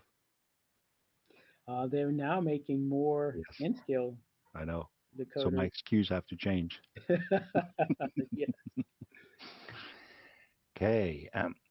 That ESU lock programmer that you showed, can you use that to program regular decoders? You can use it to change the CVs in a regular decoder. We don't have specific terminology between the difference of a loc sound decoder and a non-loc sound decoder. But I'm glad that you asked that question. Loc sound decoders are software programmable, which means you can change their software, um, uploading different sounds and different functions, as as well as changing their um, variables. And variables in a decoder are things like your speed, um, whether your lights are flashing as a Mars light or as a ditch light, whether you're turning on front and rear. Those things are adjustments, and we call those configuration variables. And most people consider that programming a decoder. Okay, So yes, you can adjust using CVs with a local programmer other brands of decoders. that'd be neat. I hope that answers also the question, can we use decoder programmer with any DCC central? LG RFBS, you need to ask again if this did not answer that question. Okay, back to when you showed the sugar cube, someone said repeater trains have a new speaker, better than the sugar cube. Do you know anything about this? Uh, they, for a while, they were using a clone of the iPhone speaker, but their latest speaker is actually using a sugar cube style membrane. Oh, okay, So it may not look like one from the outside, but it's actually using a larger element. They now have them that are almost 22 millimeters long and say 15 to 18 millimeters wide, and they are very powerful, over 100 decibels. I've been very impressed by those. cool. Sean mentions here that not to mention test the locomotives in the same program. The ESU lock programmer is a beautiful thing. Yes, you can actually run trains with it. It's not only a programmer, but it also turns into a small DCC command station. Do you know how many amps its output will provide? I would say the maximum is about an amp. Okay, cool. What else do we have here? And then, and I wanted to know, since you showed the roll of Kapton tape there, have you ever seen double-sided Kapton tape? I have not. That would be a great thing if they have it out there. I've only seen the single sided. I think there's a patent pending. So you're also the DCC manager, group um, manager, working yes, group manager. So tell us a little bit about what they do. okay. The primary function of the DCC working group is to create standards for DCC technology that's used globally. We work with manufacturers and other technology professionals to devise the standards, upgrade existing standards when appropriate, and these standards are also made in harmony with a group of manufacturers overseas called Rail Community. So if you go to the NMRA website and look, um, go to the standards and conformance page, you'll see the list of standards that are used by all the manufacturers to create DCC components. Cool. So is there something wow that we can expect in the next 6 months, you know? Um, Probably the next thing is a standard for the new socket that is um, showing up in N-scale and in some smaller uh, HO locomotives, the 24-pin socket, otherwise known as E24. We're working on a standard for that currently. Okay. Um, we have some smart people here in the group, and they asking what's your thoughts on this new Bluetooth thing. Um, I think it's a great technology. Wireless technology where you can utilize a more user-friendly throttle and run the train directly from the throttle is going to be I think a popular thing. Bluetooth is just one of the protocols that can be used for this technology. And Soundtrax was groundbreaking in bringing this to market first.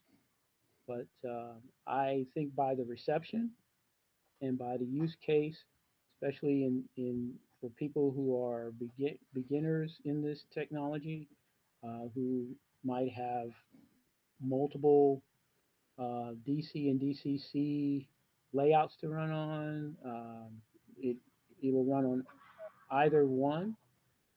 People who are running with battery-powered garden railroads, Mm-hmm. it has a lot of use cases. So it's exciting to see what will develop as we move forward. Yeah, I was always curious, why doesn't a DCC decoder have a 3-pin plug so I can just plug my computer in? Why do I have to go through this, shake the engine on the programming track? Why can I just not connect to it? And here comes the Bluetooth thing, and the CVs just show up on your phone. So, so tell us a little bit about the club that you're at. How big is it? How many people? We have right now about 62 members, and our club is in a warehouse-sized building. We have both a N-scale layout and an HO scale layout, and we have operating sessions typically on Tuesday night for members only. We have Saturday and Thursday nights where we can run trains and also allow the public to come in and visit. I'm not sure about the size of the N-scale layout. I believe it's about a 15 by 20, and the HO scale layout is in a 20 by 25 space. Has about 8 scale miles of track. Are you allowed to tell us where in the world it is? Yes, it is located in Pinellas Park, Florida, close to Okay. Largo, Florida. Cool. How far is that from Orlando? It is about 80 miles, I would say. So, and we're on the West Coast, near Tampa. Okay. Busch Gardens and Waterworld. Yeah. Cool. So I don't see any other questions coming in. I appreciate all the questions. And you're heading to Amherst for, I believe, a DCC meeting again. yes. So we will see you end of the month in Springfield, Massachusetts. Yes, looking forward to it. I just always curious, is it going to snow or not going to snow? All right. How do you? Cool. Well, Carl, thank you very, very much. That was very insightful. And even though we didn't get 200 questions, at least the views will go up as time goes on. Just for the audience benefit, we also take these videos and slice them out of the live presentation. So this video today will be on the live tab of the NMRA.org channel in YouTube forever. But then it also gets cut up, so it becomes a single clinic, and you have then 2 places to watch it. Not the same way as watching it twice the same time to get an echo, but then there's a chance to see how many views did Carl get himself. So let's say Martin said, will there be an NMRA standard for the new proto smoke generators being released by ESU? Said they will run on any DCC decoder. They are great, and I hear some other manufacturers are looking at making. So that's a great question. We are in the process of discussing generating standards for smoke generators. I think it's going to be an important step because they are becoming more popular. Mm-hmm. And to Martin's point, more and more manufacturers are looking to implement smoke generators.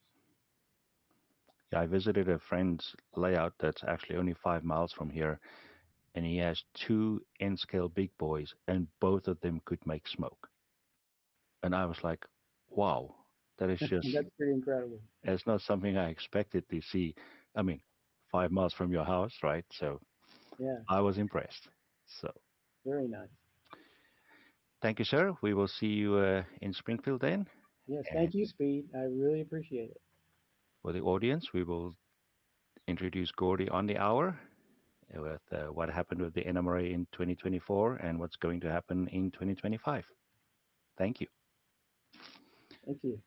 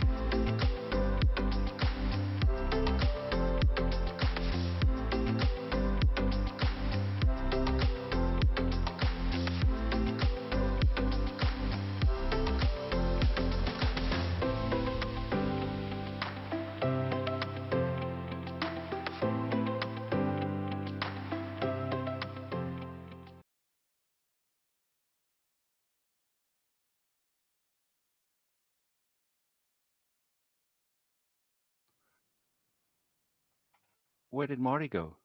Couldn't find the unmute button? Oh, we're back live. Welcome to the third part of NMRAx, the last of December 2024 edition, but also the first part of 2025 since we had to slide by a week.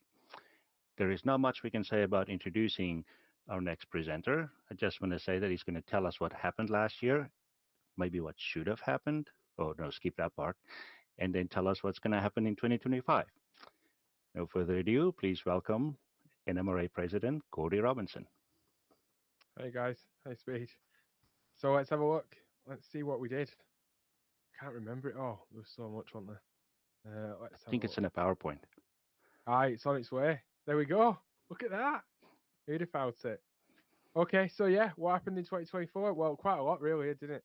Speed remembers all that, hopefully.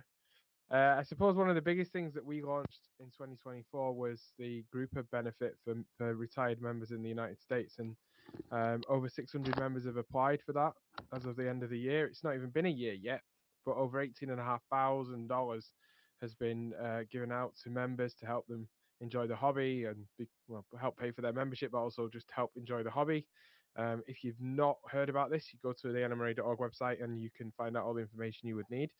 It's on the banner ads, so you can go there, find out, get applying. Even if you're a life member, you can apply as long as you have a supplemental Medicare plan that has eligibility for the process, then you'll be fine. You'll not know that unless you actually make an application, and that's kind of important because if you do and you're not eligible and you suddenly become eligible because your insurance company signs up, then you'll get the benefit. So go and find out. It's really helped a lot of people. I know things are difficult and inflation's high, so anything that we can do to help people enjoy the hobby is what we are all about.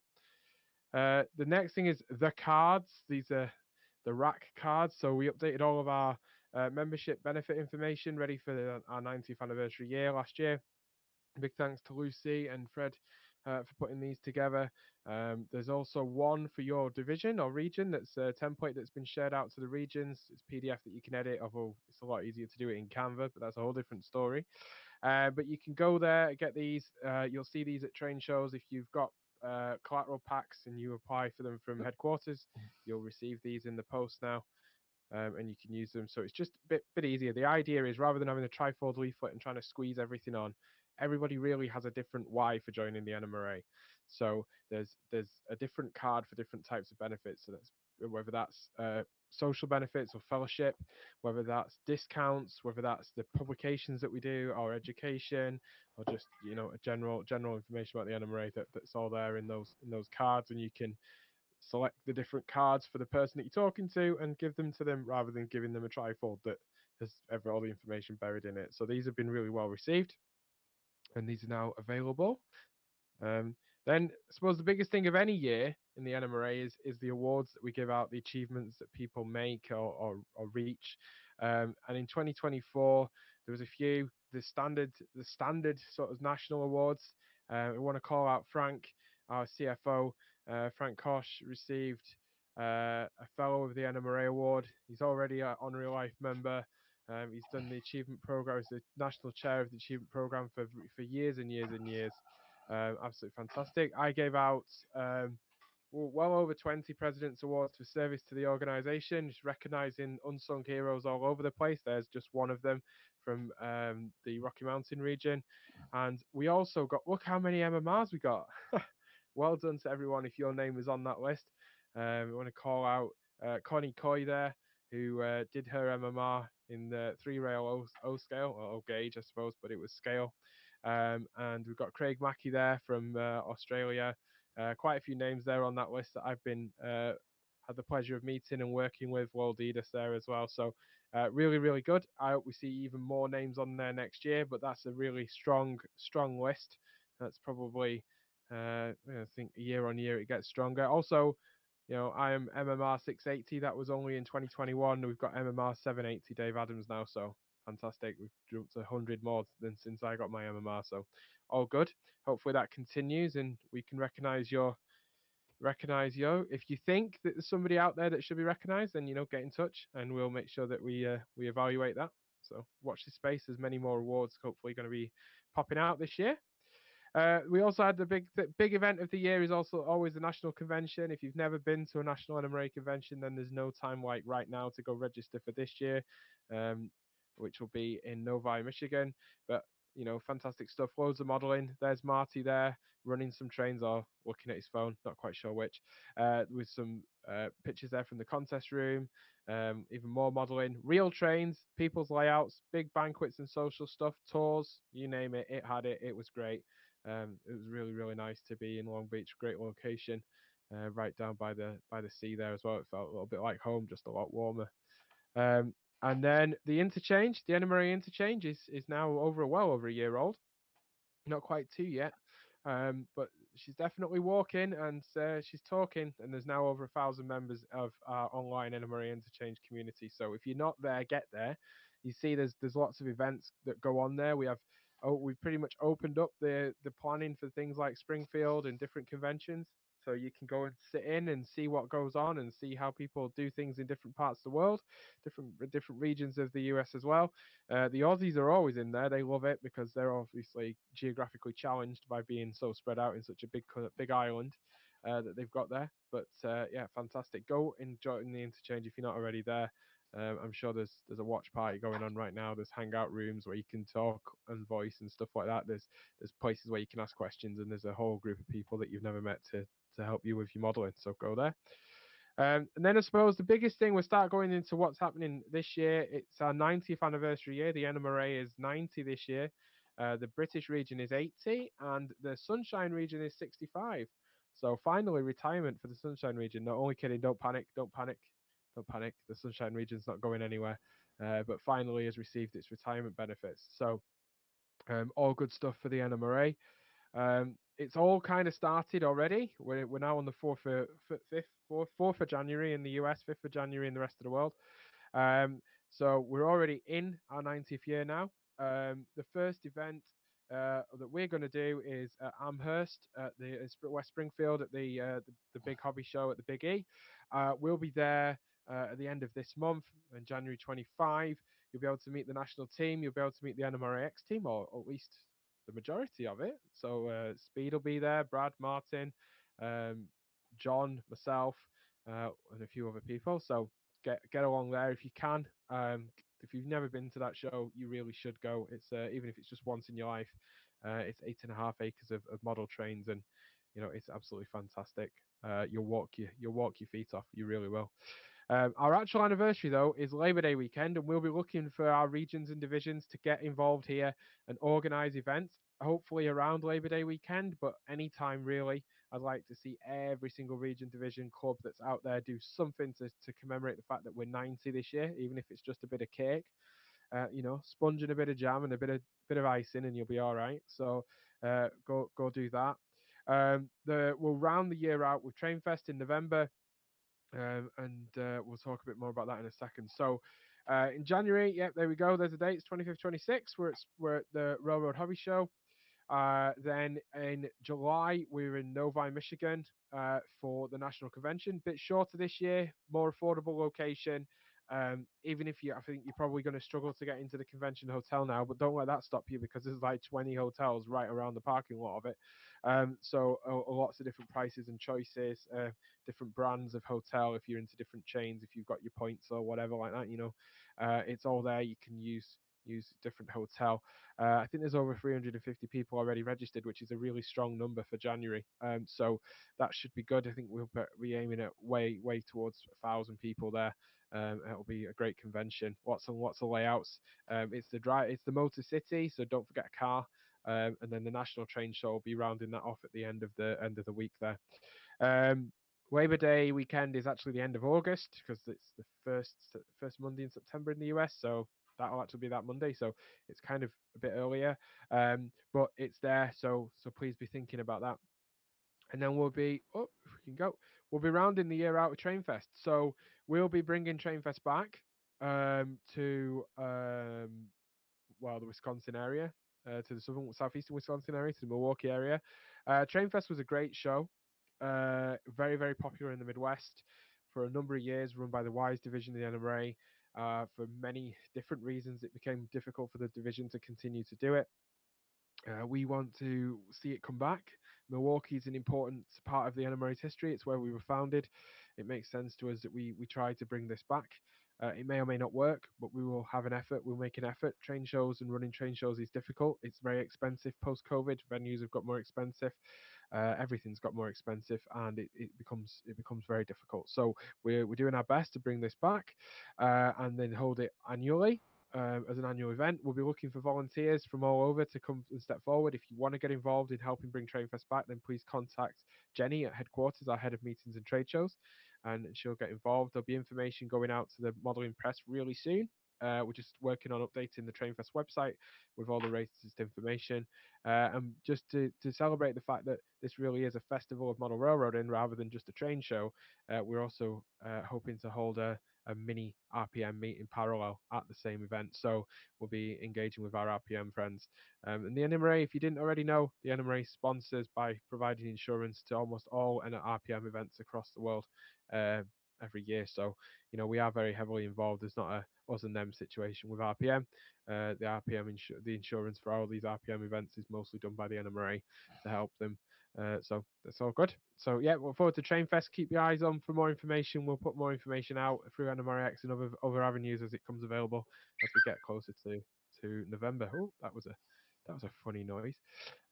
Okay, and other activities that are going on around our 90th anniversary. So the special 90th anniversary branding and a logo, which you'll see just here. Here's my prop behind my head, but you'll see it on some of our slides, and you'll sure have seen it today through NMRAx.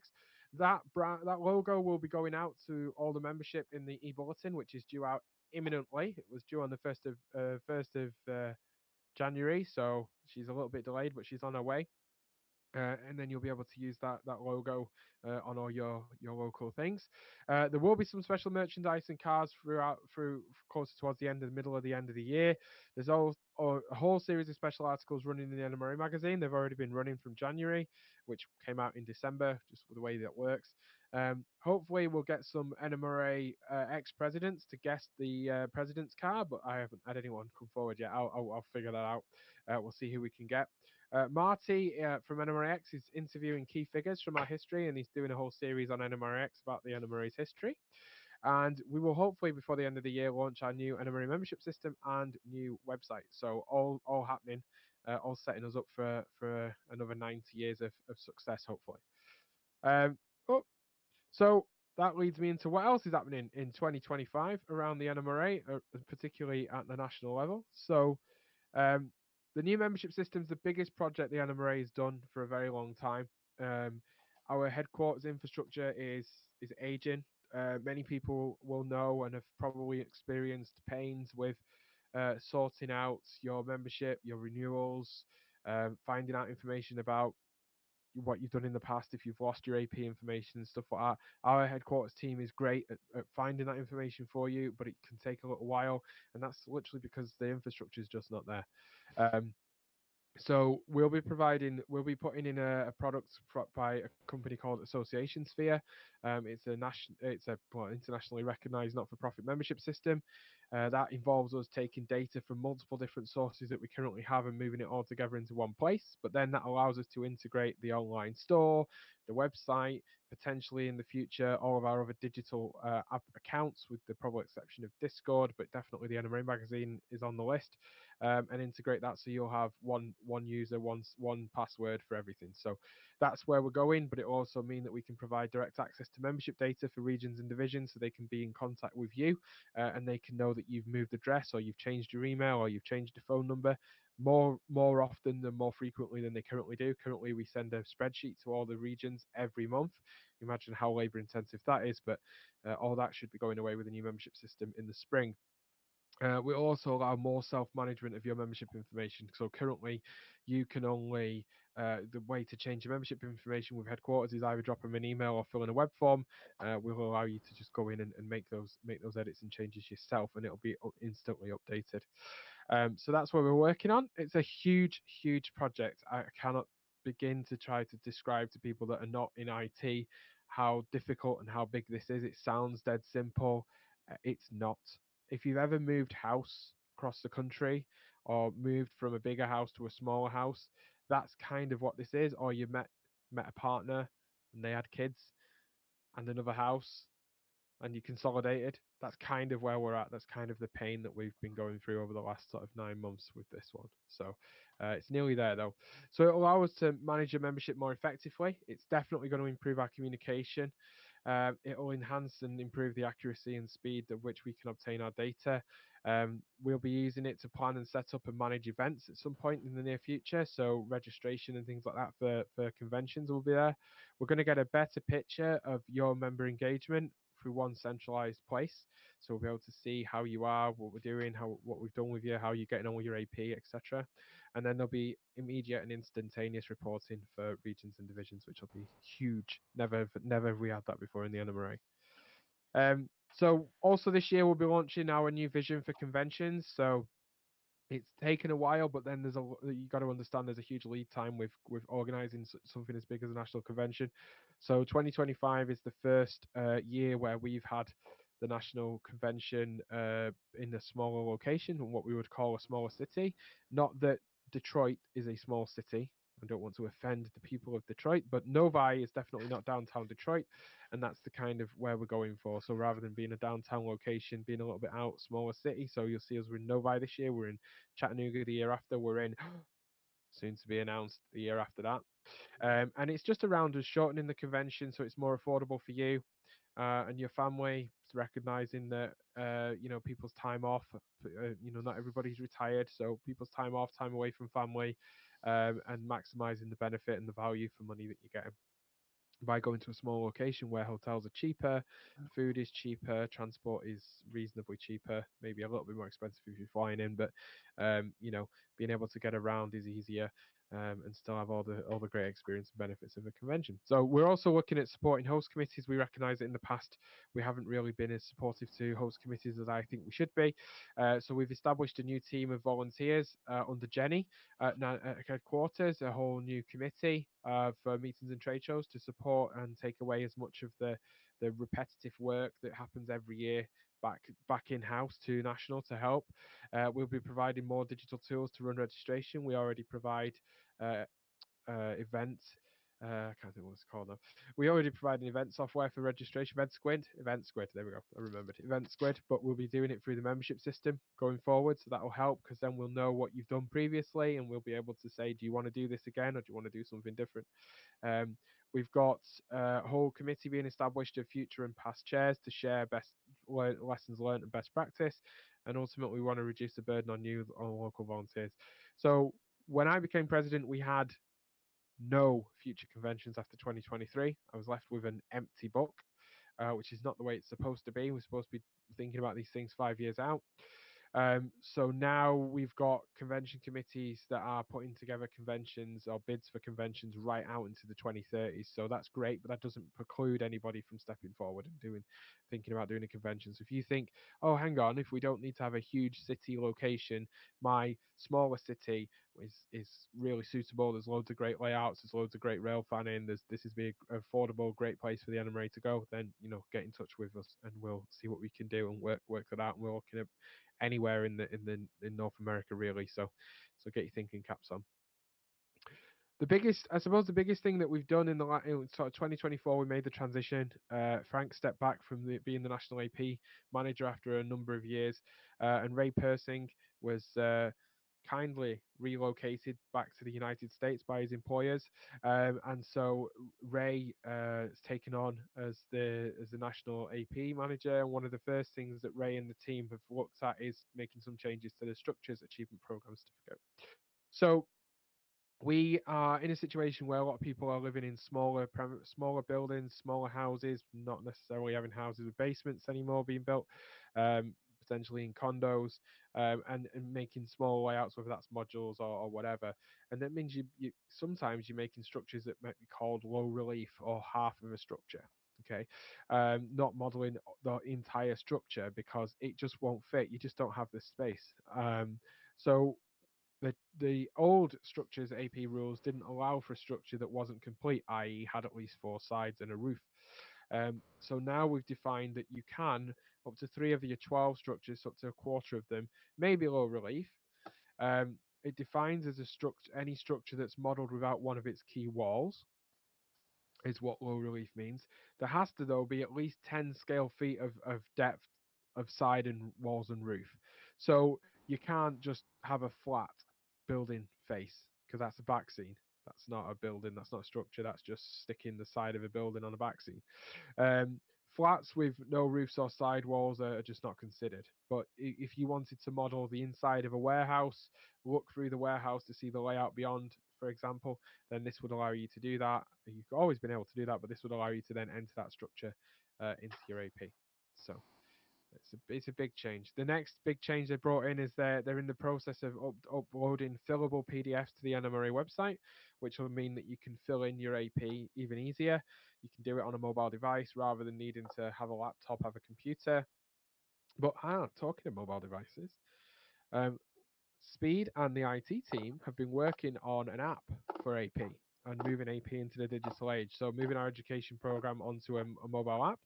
That will allow you to track your progress. It will allow you to get verification, upload pictures of what you've done, share this with your achievement program team locally or nationally, in fact, and be able to work on that program.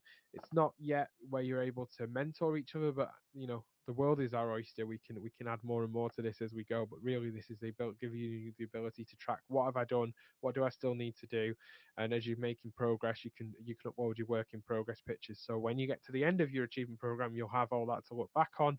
But you'll also be able to take it anywhere you go. So if you go and do an op session, you can do instant verification that you actually did that op session and what your role was, and send that to another member to verify.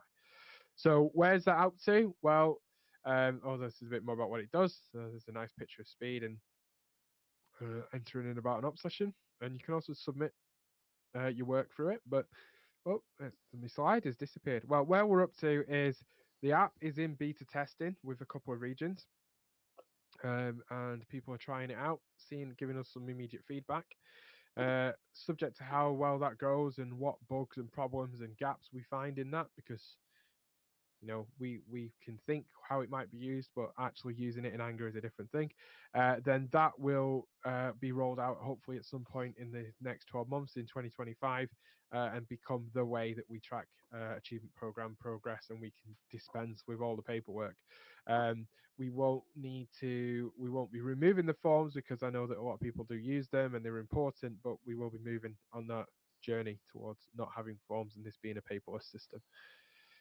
So what else is happening? So we talked about the national convention in Novi, but there's all these other region conventions you could think about attending in 2025. So these are in regional alphabetical order, not necessarily date order, just to make this a bit difficult for me. But the AR, the Australia region, Australasian region, the New Zealanders are going to be shooting me for that, is in Brisbane.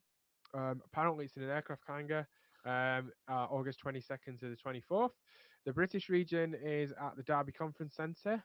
They've been there a number of times. It's probably the last time that we'll be at the Derby Conference Centre, so that might be good news for some. But it's a very small venue, and we've kind of outgrown it. So the British region will be moving away after this year. But it's 8 years of the British region this year, so they'll be celebrating that in Derby. The LSR, the Lone Star region, are in Baton Rouge, Louisiana, from June the 26th to the 29th. The Mid-Central region are in Columbus, Ohio, from May the 15th to the 18th. Good old North Central region are hosting us all in Novi in July. NERX, the virtual NER convention, the Northeastern Region Convention, will be March 17th to the 20th in the evenings. The actual in-person Northeastern Region Convention, because one convention a year isn't good enough for these guys, is in Concord, New Hampshire, from September 11th to the 14th. The Pacific Coast region is in San Luis Obispo in March, so that'll be good. The Pacific North West region are in Pasco, Washington. The PSR, Pacific South region, who hosted us last year in Long Beach, California, are in Irvine, California, from September the 3rd to the 6th. Rocky Mountain region are going to be in Durango, Colorado, May the 15th and 18th. So they're competing, I think, for people in Ohio. No, they're probably not. But yes, choices are choices, and you can go to both, but you might need a private jet. The Southeastern region is in Gatlinburg, Tennessee, from September the 18th to the 21st. The Sunshine region will be in Ocala, Florida, at some point, to be confirmed. and the Thousand Lakes region will be in Wilmar, Minnesota. From May the 15th to the 18th. May the 15th to the 18th seems a very popular weekend. So you could go to Minnesota, you could be in Durango, Colorado, or you could be in Columbus, Ohio. Choices. I predict Gordy will be in Orkney. But anyway, that's how it goes. So let's go back at what on earth the crazy lot at NMRAx did last year. There's a picture of the crew. And we'll go through and look at what everybody kind of did last year. It was a busy year. It was that picture was the first time that we'd actually managed to get the originals in the same place at the same time in person. Right. So just think about that for a minute. So this is 5 years in March, April, not long, in like 3 months' time, it's 5 years since I had an idea and said to Marty, "Oh, can you help me with this?" That's 5 years ago. And so it was 4 years before the guys actually met in person and we managed to pull this off remotely. So there you go. So this was the original crew. This was that picture before it was cropped at the Surfliner convention in Long Beach. Everybody there together, standing by the Fremo N layout. We started NMRAx and then we discovered Fremo N. No, only kidding. So for me, apparently I've run some long trains. I did run some trains on a long layout. I don't think my train was very long, but there's my continuous welded rail train down there with somebody's proto throttle that they loaned me. And then me doing a lot of meetings. That was there's me giving Frank his award at the summer board meeting. And then, as Martin would say, the amazing shrinking Gordy. There's Gordy in January, there's Gordy in August, and there's Gordy in October, and now you're seeing Gordy in December. So they had the amazing shrinking Gordy of 2024. So there we go. That's me at Amherst, and that was me talking at the California State Railroad Museum as we were giving out we weren't giving anything out actually. We were celebrating the opening of our NMRA exhibit there, but we couldn't do that in 2020 when it actually opened because of COVID. And then that's me with the other members of the Scotland division that were at the British Region Convention in London down back in October. So that was great. And Malcolm standing next to me there, he's the new vice president of the British region. So all very good. John took a knee for the team. Probably started with him carrying too many freight cars around to Evanston in 2012. That's just one of John's boxes. John just didn't bother, I don't think, bringing any checked bags on the plane and just carried on this massive case of trains. I mean, I've never seen anything like it, but it was awesome. And John was graceful enough to lend me some of his trains to run, which was lovely because I couldn't bring too much myself. I brought modules, but that was great, and we ran some trains there. And then John following Evanston, bless him, he was hobbling quite a lot at Evanston. John got his new knees sorted out just at Christmas. So hopefully John will be not on the scooter by the time we see him in January. Martin has made it in plastic form, so more HO layouts than anyone else in the world, I think. If you're maybe operating a layout anywhere that Martin's been, you may find him somewhere hiding on the layout. Look at that, he even went to Africa. So yeah, Marty got around last year and survived Evanston. That's what we'll say for Martin. I wasn't so sure when I first saw him at Evanston that he was going to survive the night, but he did, and he's still with us, which is great. Brad finally made it to the United States. Congratulations, Brad. Well done. Welcome to America. You mustn't have told him that your family were former Redcoats. Oh, shouldn't let that out, should I? The Aussies will be after you now. But anyway, never mind. And straight away, but shortly afterwards, he was asking if that was the way to go home. It's that way. So, but anyway, we got there. I think we had a great time. It was nice to see Brad in the States for the first time.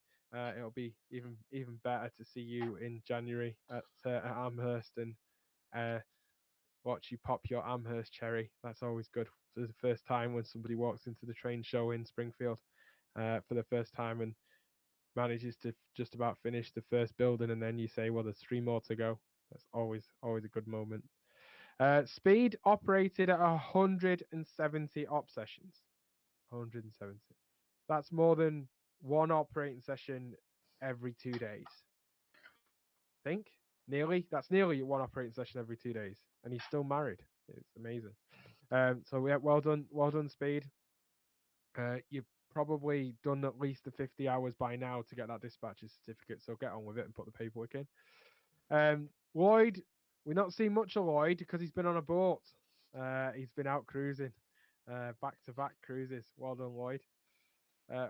Keep going. Michelle, our lovely friend Michelle, she's still rail fanning. She still has a thing for big boys, but she's discovered 3MON. So bless you, Michelle. It was good to see you this year. Michelle was at Evanston and also at Long Beach with the gang and at Amherst. I mean, just everywhere, as she always is.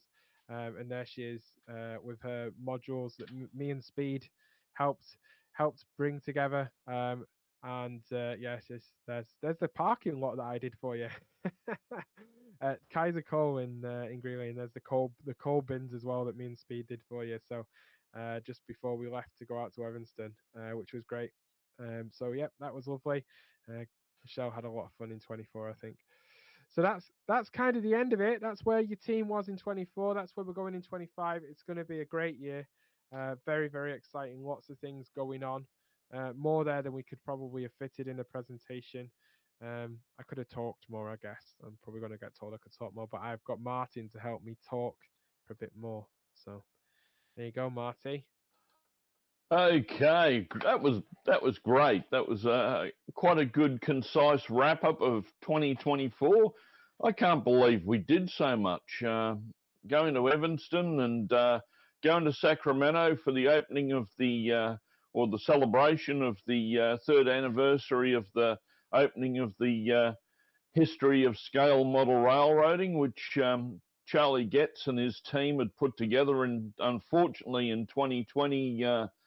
It all got sidelined with the dreaded lurgy that evolved, but it was great to note that and celebrate the exhibition there and actually publicise its opening and the likes, and it was good to see one of the first layouts you walk in the door for all the Aussies out there. One of the first layouts you see when you walk into that exhibition is Jeff Knott's and Michael Flack's layout. So, yep, all that work that we did over here to get that shipped to the US has come to fruition, and it's on prominent display there. But yeah, and the convention was good in Long Beach. That was great, and of course looking forward now. Boy, how are we going to get through 2025? I don't know. I don't know. I think I said to the wife, I said it's almost like I need someone to offer me a job in the States, to move to the States to get everything done. It's just crazy. It is. Yeah, I've got more things that I've been asked to do than I can possibly do, and it's very frustrating. Well, because you want to do it all. So we can only do so much, and I think what you've been doing so far is well received by the membership and appreciated.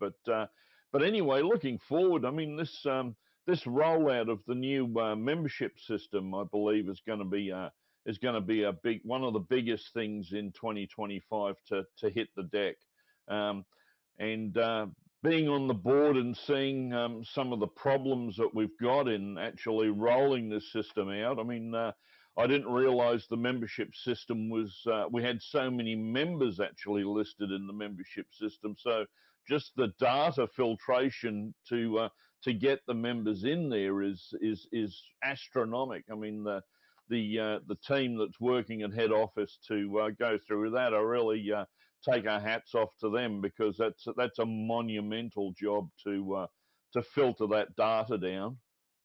yeah, absolutely. No, I went to headquarters to see what was going on for myself and said to Jenny, "Oh, we've got to fix this." I mean, it's they do a great job, but every single time you order something on the store, they have to print that off in another end of the office, walk back to their desks, and then type that information into another system that's not connected.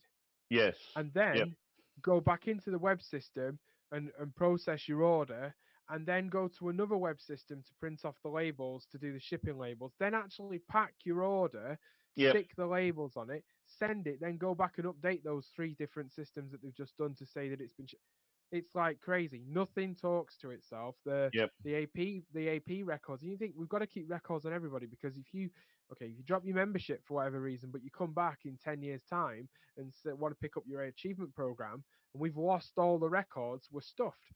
So it's kind of like the Scout Association. We've got records of everybody that's ever interacted with the NMRA, and we have to be able to go and retrieve it. So the AP system we had across 3 different databases. We've had to bring that into one database and then move that into Association Sphere. And of course, there's no off-the-shelf system that has all the fields and stores that's set up to store the data in the way that you have it, you know. So not only is it in different formats and different places, but those different places have the columns in different orders, the Yes. information's in slightly different ways. The membership number system has changed over time, but Yes. we've not updated the membership number if you've not been a member since then. Yes. You know, Yes. and we've it's a lot. There's a lot of stuff there. There's a lot. Yes, I know. We've been through the work that has to be done to do it, and take my hat off to those people at head office that are doing it. And eventually, once it's done, it's done. It only has to be done once, but once it's done, every member will see the benefits of that. Just the way you sign up and renew your membership will be different. There'll be no more printing out forms or sending a check off to here. It could be all done online. You'll be able to pay for your membership. And I believe we'll even have subscription type membership that can be brought out eventually. You'll be like Netflix. You just go onto the website and sign up and put your payment details in there, and it's done. And you'll get an email message and everything automated straight back through to you, welcoming you and telling you where to go and where to see who and who to contact. So absolutely, there's zero automation in our current process. Yes. So every single thing that currently happens has to be manually done. So if you sign up for membership on a Friday night at 4:05 on Friday, Eastern time, it won't get processed till Monday. Yes. And that's not people's expectations in 2025. So it No. frustrates people significantly. No. And by Sunday, me and Speed have usually got an email from somebody saying, I signed up for membership on Friday and nothing's been done. Yep. You know, is expectations, and it is possible. That's why people expect it to work that way. But our systems have not. The investment's not been made. So we're doing it. You're right. It's an enabler for so many other things. Yep. It'll help with our retention, because I believe it's our problem is not so much signing up new members, but it's our retaining members, which this will help doing. But one conversation came up in down under here, and that was getting younger people to join up. Well, younger people won't join an organisation if they've got to print a form, fill it out, and send a check off. If they can sign up online, they'll probably do it bang there and then, and it's done and dusted. So this is going to be such a great thing for the organisation, I think, going forward. And like we said, it's not going to be something that's just going to be instantly turned on and running. It's going to be, you're going to see the implementation over 2025 and probably over 2026 and 2027. There'll be bits and pieces of it coming online as we get them worked out and get them streamlined. But absolutely. And of course, with that, then is the branding. Those cards look great. They're coming out. Where every division, every region, the Aussies, the British, the Canadians, the American regions, they all have the same documentation. They all have the same branding, and we all look like we're under the same organisation. So that's a great thing.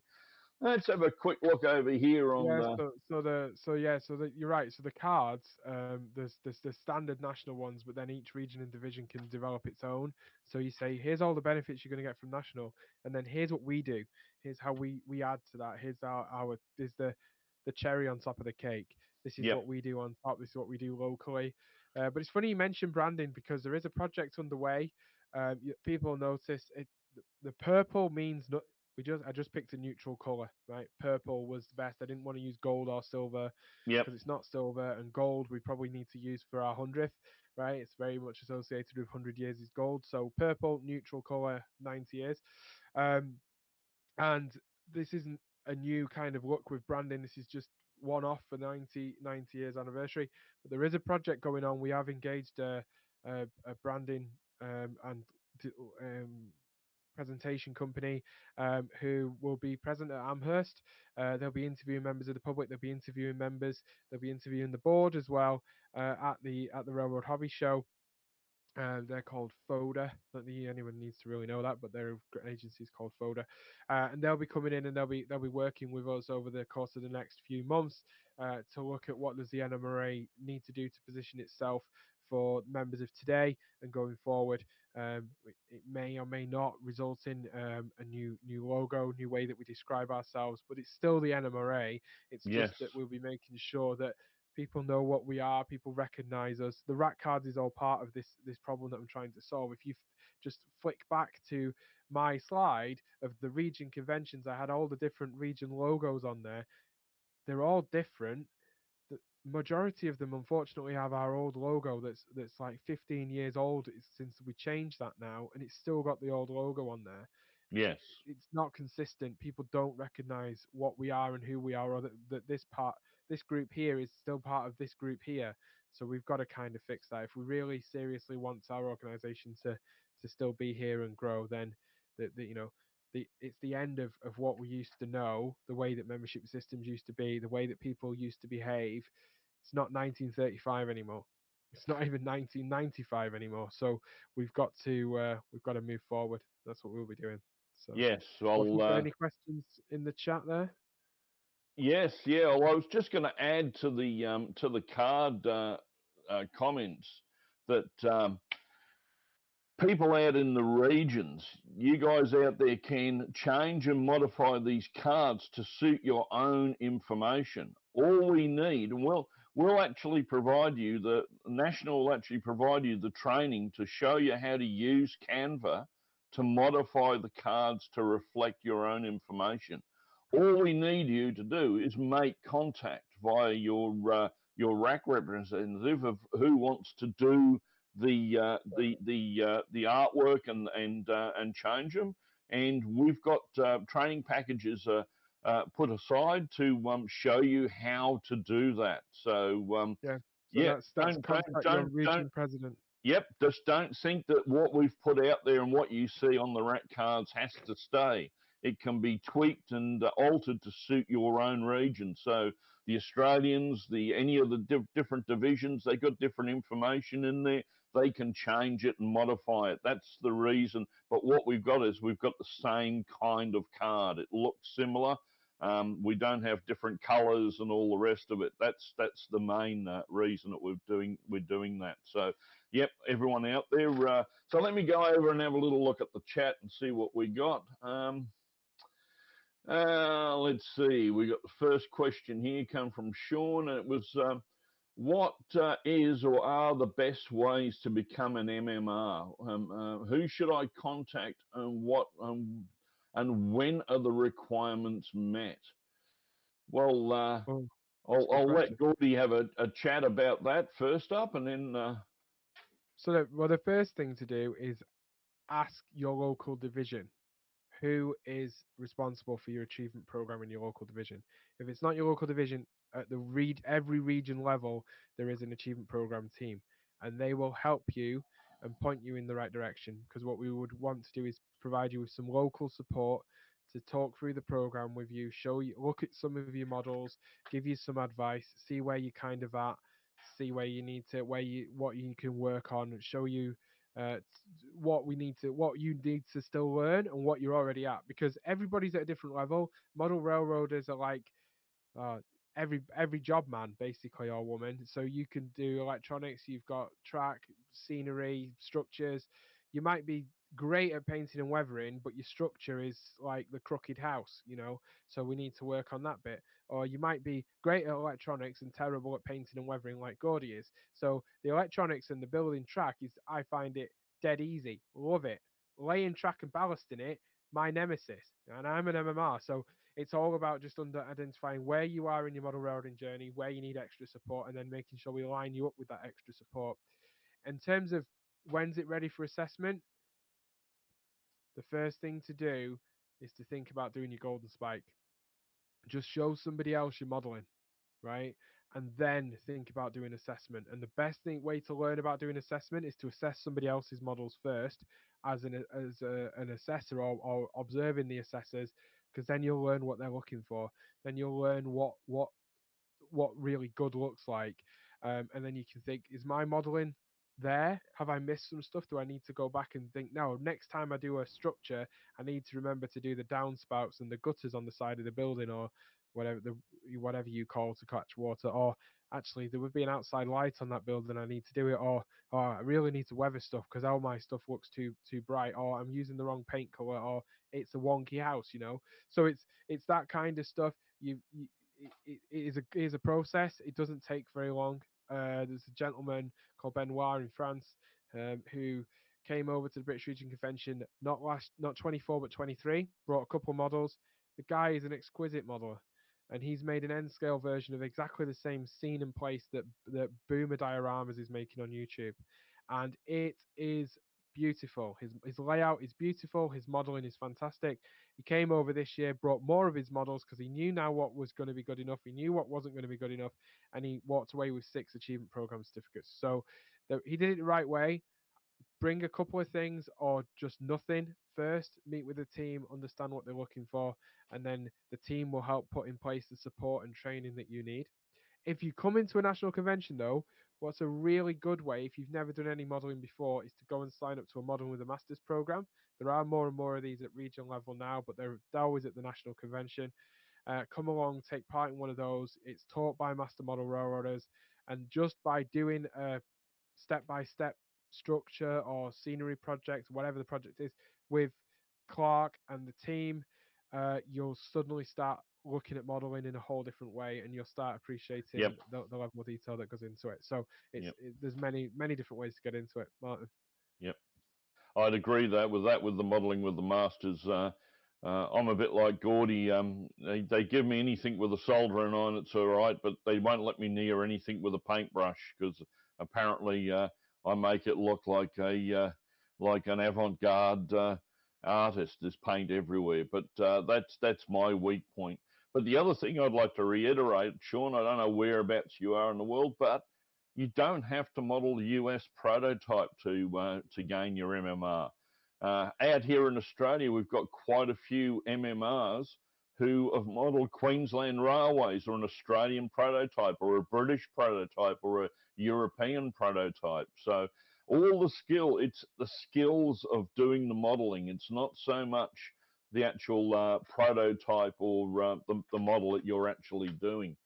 And I see Sean's put a comment here about the app. Again, that's going to be great. That's going to encourage a lot more of the younger folk to get involved in the AP program, because instead of having to print out and fill out paperwork, they can do it all on their mobile device and participate that way. And I would say eventually you'd actually be able to submit your applications probably through the app as well. So again, there's things that are going to be developed, so you'll be able to use the app to actually, if you go to a modelling contest, you can put the results into the app straight away of what how many points you've got, and then once you've got the points you're required for the actual AP certificate, who knows? The app might even just send your application in without you having to do anything, because it knows that you've attained you've ticked all the boxes that are required. So well, your local team will be able to see that, so they'll be able to give you a nudge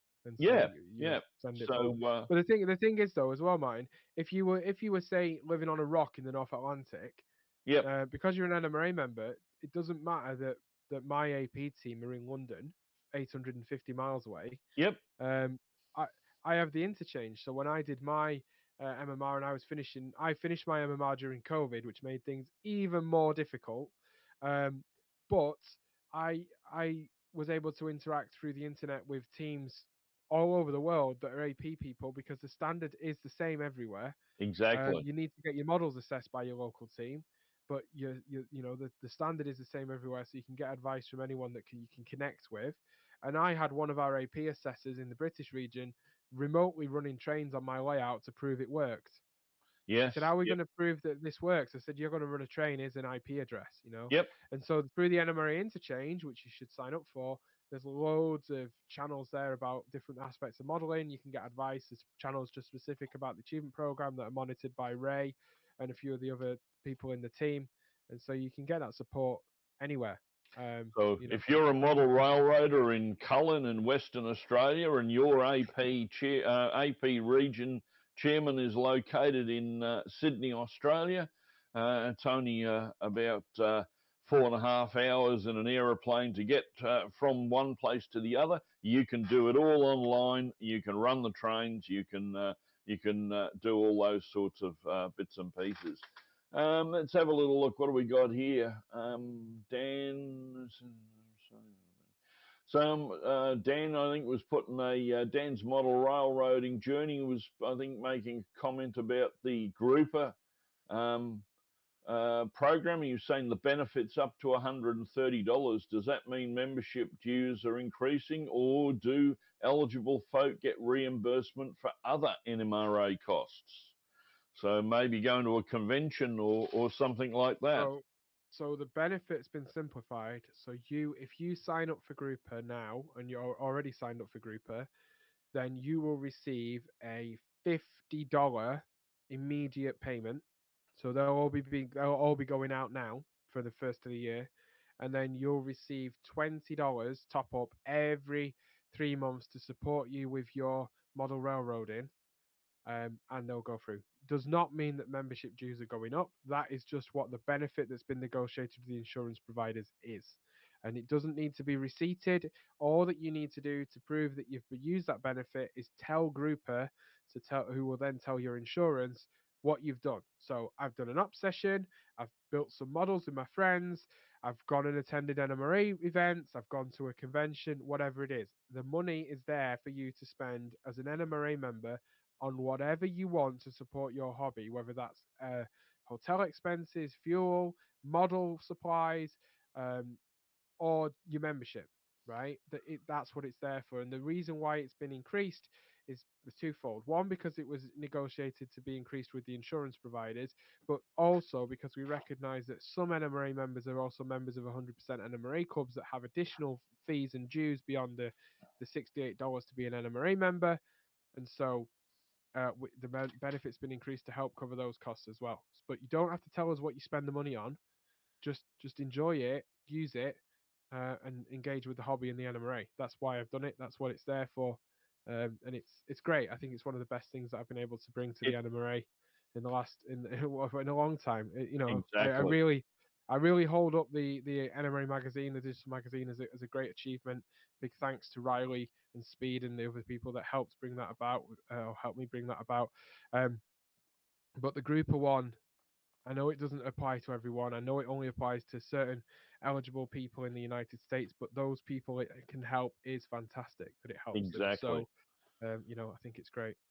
And you never know what may happen in other regions. I mean, in the Australian region or the British region or the Canadian region, there may end up being similar programs that we can do this with. But until that happens, unfortunately, it's just for the American region. So unfortunately, I can't get it, even though I'm not retired yet. But anyway, I'm getting close.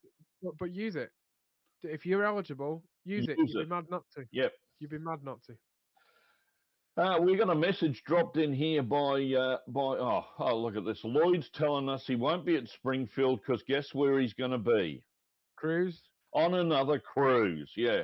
I think Lloyd should just sell his house and buy an apartment on a cruise ship. Yeah, yeah. Pirate and a wooden leg. Yeah, pirate with a wooden leg. Anyway. Yeah. Enjoy the rum, Lloyd.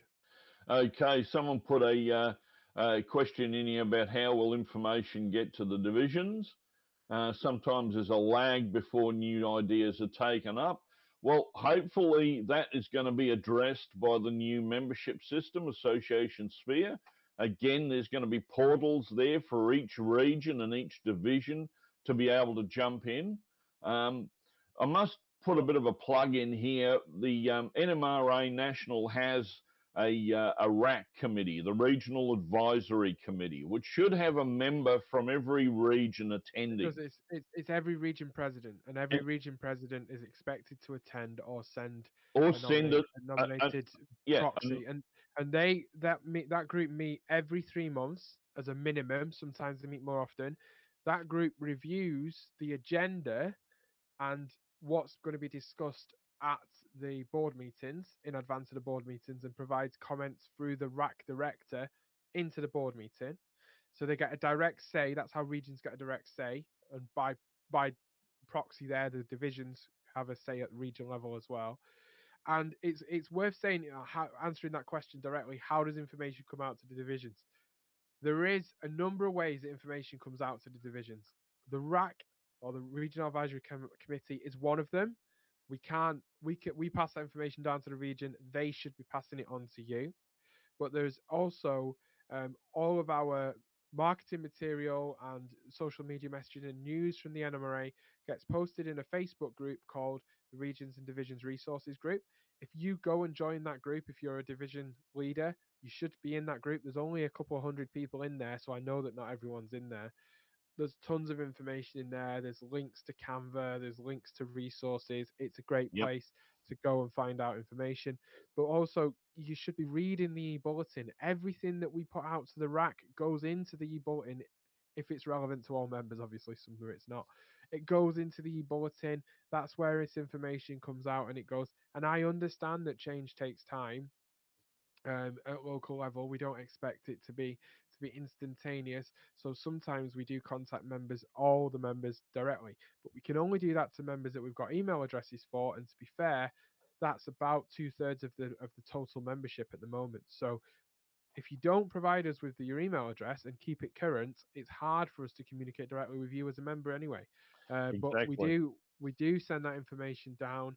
There's a number of monthly publications where information goes. So really, really important is every other issue of the NMRA magazine, there's the division toolbox. You've all got access to the NMRA magazine now if you're not Australian or New Zealander, but everybody else has. But we'll fix that for the Australian and New Zealand members very soon. But you've got access to digital magazine, so that's there. And then other information can go in there as well. You should read my column and Cynthia's editorial, because we put a lot of information into there too. You then receive every 2 months the bulletin emails, which if you're not receiving, you need to check headquarters have the correct email address for you. And then Paul Volker also sends out the turntable, the NMRA turntable, which is it's a newsletter every month. It's fantastic, and it's full of YouTube videos, but it's also usually got some information in there about different NMRA stuff as well, and it usually has links to different old NMRAx episodes too. Tells you all what's going on with NMRAx as well. So there is lots of ways we communicate. It's just making sure people are reading them. I can't control that, but we do our absolute best, and anything that's absolutely urgent and really important usually gets a page on our website. So if you go to the website and see the banner ads, you'll see the things like Grouper. It's all kind of there. So but if there's another way that people need me to communicate, then let me know. But there's also going to be, when the association sphere system is up and running, there'll be informations and portals on that for each division, where you'll be able to go in and find information on the organisation a lot quicker than having to wait for someone to send that information to you. Yeah. For the divisions, yeah, certainly for them to be able to find their members and stuff. But any information that's there for things like that is only as good as what's updated. And of course, email addresses, as Gordy says, you'll be able to go into the association sphere. If you change your email address, you'll be able to go in there straight away and change it and update it so that we know what that is, instead of having to tell someone at a region that then has to send it to another person who has to send it to another person. It will be a whole lot easier for you to be able to manage. Let's have a little look. What else we got here? There's quite a few questions that are floating in now, or a lot of statements, but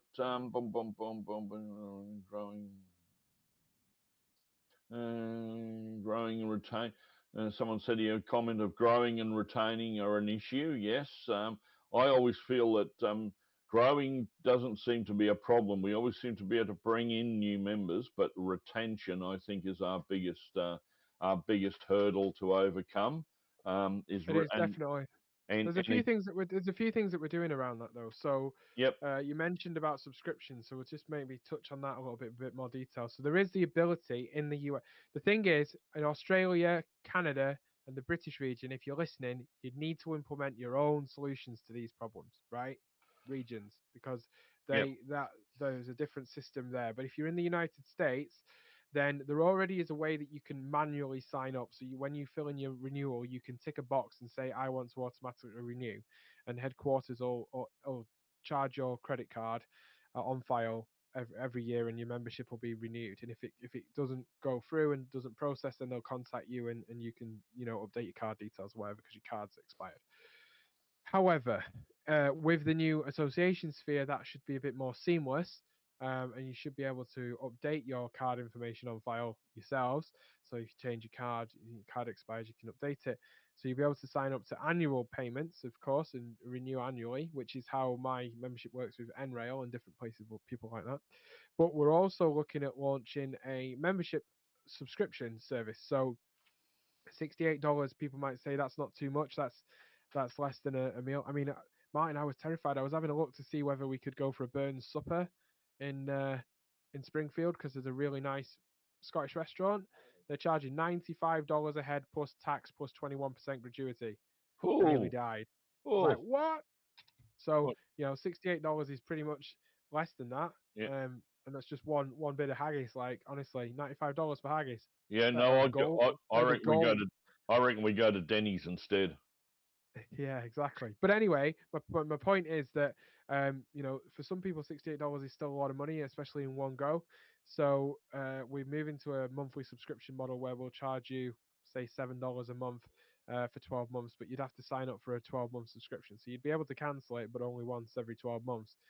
Because your membership benefits are there and there. It's not going to be like a 30-day rolling situation. But that's something that we're going to look to roll out, so we can collect payment. It's going to cost more to pay monthly because we've got credit card fees and stuff like that to factor into that. But it'll be there, and I know that will help a lot of people out. Just your membership will never expire as long as your payment goes through every month. Yes. Which I know is a lot better for people, and you'll be able to sign up with PayPal for that, to pay through PayPal every month, and then as long as you PayPal, you always keep your cards updated if you're a PayPal user, generally. So because PayPal tells you to update your card when it expires, and then your membership will never stop. Most of the people we thought we were doing quite well. We were growing this time last year, but then through the course of the last sort of 4 or 5 months, we've seen a number of people forget to renew, and more people renewing late. So we know this is a big problem. And when it's, like you say, when association sphere comes in, once it's in place and we've done the bulk work to put that foundation in, we can build on top of it. And this is one of the things that we'll be doing quite quickly afterwards. So. Well, I can say, as you said, for the remote regions like the British region, the Australian region, the Canadian region, they'd have to organise their own system. I've already spoken with the Australian region. I've already conversed with the person on the committee who's looking after IT issues and the likes, and they're looking at a system at the moment to bring in subscription type memberships down here. So that's the way forward. As I said before, young people these days will not join an organisation by printing out a piece of paper and signing out a cheque or making a payment to another organisation. They want to do it all online. We're now 5 past the hour, but I've still got a bunch of questions up here. Keep going. So we'll keep going. Things there's no other presentations after us. We'll keep churning along. Someone put a comment in here about modelling categories and some categories that are not currently in the AP program. And is there a possibility that new categories like model making using computer simulation or CAD-based modelling could become a reality? Now, I believe some of this has already been addressed in some of the existing categories. I'll let Gordy enlighten us a little bit more on that, being as he's gone down that path, being an MMR. I, unfortunately, have only got 4 certificates up on the board and are lagging way behind, but Gordy's reached those heights, and he's gone through using actual CAD because he's an avid 3D printer. Yeah. What's the story? So the story on this is that we do recognise the work that you've put in for CAD doing your CAD work already. Computer simulation, not yet, but it's always under constant review. What's included, what's not. I suppose the technology is always moving. We're always trying to keep pace with it. We're trying to adapt it. I know Ray's working on adapting some of our requirements for using 3D printing. It used to be that you could just send the G code file to a printing service and have it printed. There's a lot more to using a tool like a 3D printer, because that's what a 3D printer is. It is a tool, than sending it to that. You wouldn't accept sending someone a list of instructions to a lathe and then someone else actually running the lathe for you and giving it you back and going, yeah, that's my work. So we're looking at that, but your CAD work and stuff does get credit. Certainly if you want something to be considered scratch built and you've printed it on a 3D printer, for example, here's one it's like I prepared for this question. Like, here's a building flat that I've done on my 3D printer, okay, which has got all kinds of detail on it already. And if I just did that and stuck some pictures on it, stuck some papers on it and finished it and weathered it nicely, I wouldn't get very many points, because what work did I do? But when I show that I actually drew this up and this is a scale 76 feet tall and the windows the right size, and I show my CAD drawing with it, then you say this is scratch built, Gordy, because you did it right. So you'll get scratch building points. Otherwise, we can't award points for what you don't show us what you do. It's not you get the points for what you show. So some of that already is considered, and I think some people say, oh, this isn't counted by AP. It's without actually having that conversation, understanding. And that's why when I answered the earlier question, I said speak to your AP team about what you do. Yeah. Right? Because it's really important that they understand you as a person, what you do, how you do it. You're building a relationship. Yes. And having your stuff tested. It's the same as being at any other educational establishment or school or anything like that. So that's why you do that. But yeah, it's always under constant review. Speak with your region AP team. They form the national AP committee as each region manager plus Ray and a couple of other key people, and they ultimately decide what changes we make and where it comes in. But all of that comes from people's feedback, from membership feedback, and then it gets voted on by the board ultimately, on the recommendation of Ray and the team. So plenty of things to do. Yeah, and with technology coming along, who knows what other items are going to come up. I was listening last night to a chat, and people were talking about 3D printing in sintered metal and the like. So who knows what we're gonna be having in the future? You might be able to make side frames for your locos, or 3D print actual wheels that you can use on your rolling stock. It's I can already do that. Yep. Who knows what's just round the corner with technology these days? But anyway, well, so Sean's asked a question about just sticking this about all the requirements being met and every category. And I know who Sean is now. Sean is one of our Fremo N guys. Now I know the surname. So Sean, you have to the information about what you need to do is on the NMRA website. If you go to NMRA.org, go to education and go to achievement program, it'll tell you. You don't. There's in each category, there's many options of different projects you can do to achieve that category. Yes. What you need to do is some of your models may need to merit for some categories. For some other categories, there's no merit award requirements. But you will have to have achieved enough points to say that you've got over the threshold. So you either need 6 models, for example, at 87.5 points, which is a merit award of 12, but the other 6 need to be highly super detailed models. They probably would merit award potentially, but you don't have to submit them for a merit award. That's more the kind of situation, because back in the day when the achievement program was created, we didn't really do assessments at every division meeting. Every division assessments was like region convention only kind of situation.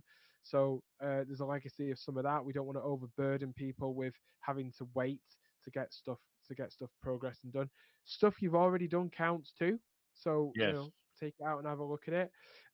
But yeah, you don't have to do tick every single box on every single piece of paper. If it says you have to do 6 of this list of 30, then you need to do 6 of the list of 30, and you get to choose. So it's very flexible.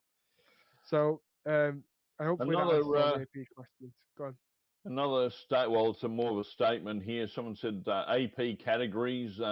These areas are very popular with the younger modelers. So obviously they're looking into AP, into the different AP categories.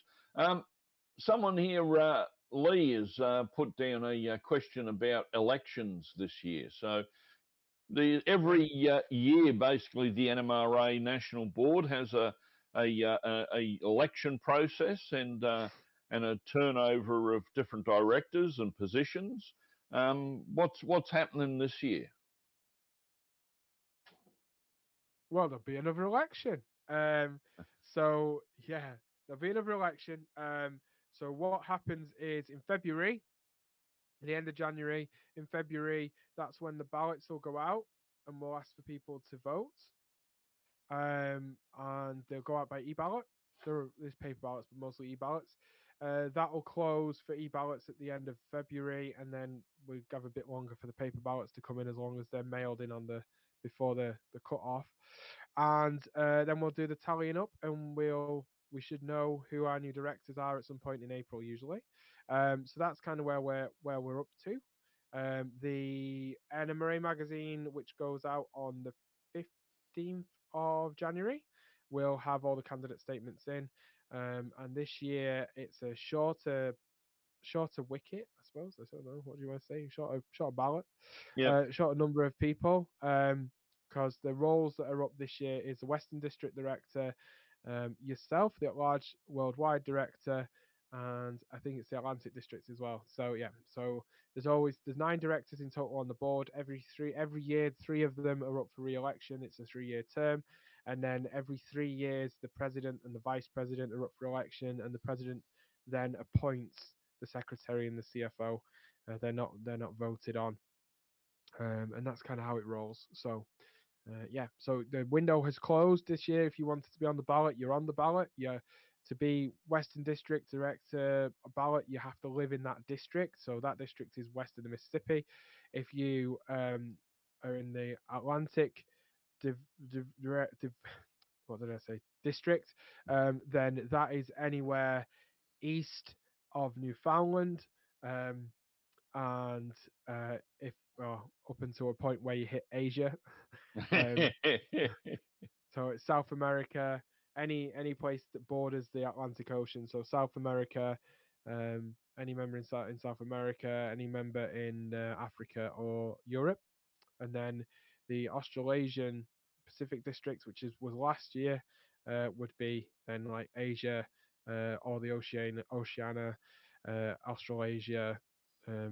And this kind of subcontinent on the Indian Ocean side. So it's kind of that kind of area. So it's quite big, those 2 districts. And then in the North America, we have at large North American director, which is Chris Palermo at the moment, who is anywhere in North America, including Canada. That vote went through last year. And then we've got a Central and Eastern director. Central director is the kind of Midwest, and then the Eastern District director is the Eastern Seaboard of the United States and Canada.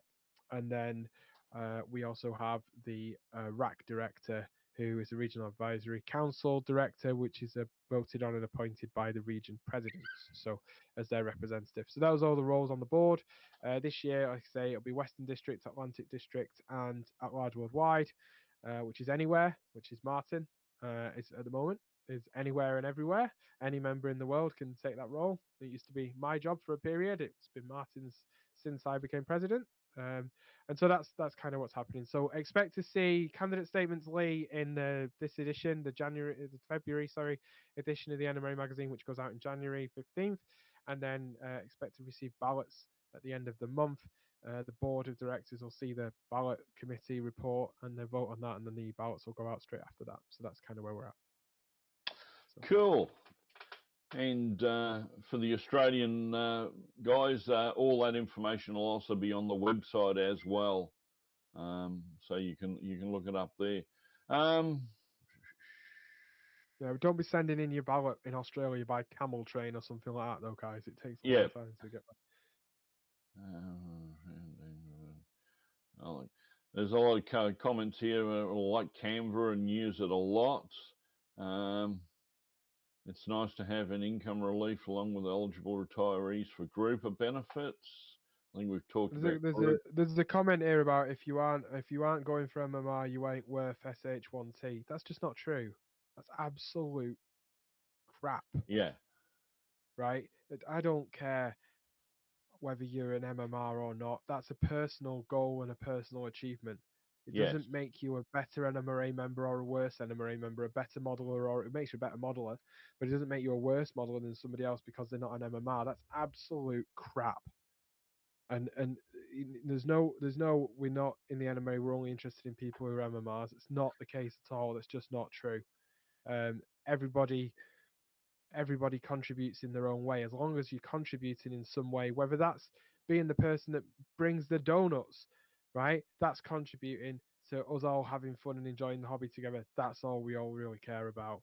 So there might be individuals there, as there always is in any community, who think, yeah, if you're not this, you're not anything. But that's not the position of the organisation, and that's not the position of the vast majority of members of model railroaders I know all over the world. There's not a more giving and more selfless group of people anywhere, I don't think, than model railroaders. I mean, it's the only people that in certain states in the United States, you can just walk into someone's house to run their trains and you don't get a bullet in your face. Like, come on. Yes, I don't need that kind of Ken negativity. has actually replied to that comment there and says, I agree with what he's saying there. If you don't like the AP program, you don't need to deal with it. And that's it. Yeah, it's not a be all and end all. It's a personal journey. If you want to do it, you do it, and that's the certification you get at the end. Let's have a look here. Then the other thing is Ken's asking about the 90th logo stuff. So yeah, Ken, it's coming out in the bulletin. You probably missed that at the beginning. It's already been posted in the regions and divisions Facebook group, so it's in the resources there. The main logo is the purple one that you kind of seen in the background above my head. I don't know what Brad's actually showing at the minute, but the 90th logo in purple is the main one, and then there's also an alternative with black text that you can use on letterheads and stuff like that. So there's two different logos. But if you have access to if you go through the Canva training, then you'd have access to the full brand kit and the full color palette and all of Lucy's templates, so you'd be able to make your life a lot easier. But that's seems to be difficult for people to be nominated at the moment for some reason, which hopefully we'll uncover on the 18th when we have our next RAC meeting. But yeah, that's where we're at. So. Yep.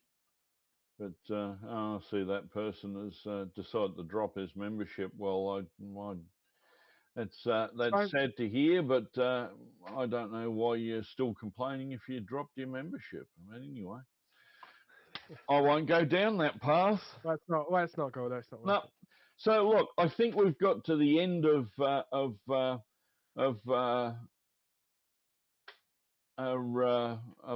questions that we got here. I don't see any more there. I don't know if Brad's got any hidden around the corner or has any questions himself. But we're about 20 minutes over, so I think we've done a good little. You've done a good presentation on what happened in 2024 and what we got to look forward to in 2025. I'm looking to see everybody over in Springfield in a couple of weeks. So if you're at Springfield, come check out the NMRA booth. We'll be in section 29 in the Better Living Centre. Hopefully the virtual railfan cam will be right above us. There will be 90th anniversary stickers that look like that. available for you to pick up and stick on whatever. There might be a special limited edition one for Amherst that you can only get at Amherst. So watch the space. There'll be lots of things going on, but I do believe at 3 o'clock on Saturday at Amherst at Springfield in the Better Living Centre in section 29, there might be cake. I heard that, and last year there was donuts, but they told me about the donuts after the donuts had been there. We kind of ran out of donuts and had to buy more, and then we ran the whole place out of donuts. So we're not doing donuts again this year to keep the peace. Right.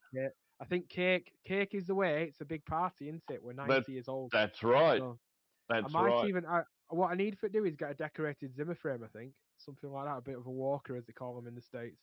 We'll decorate it all up. NMRA 90 or something like that. Go around and see. But do you know who's older than us this year? Lionel is 125 this year. 125 years old. Yeah, wow. Well, I believe I just to digress a little. We were looking at I'm on the Pioneers Committee with the AP, and I didn't realise Fleischmann was so old. I think they were about 130 years old this year. So anybody that models European trains and has Fleischmann models, you really have a piece of history in that prototype. But anyway, I digress.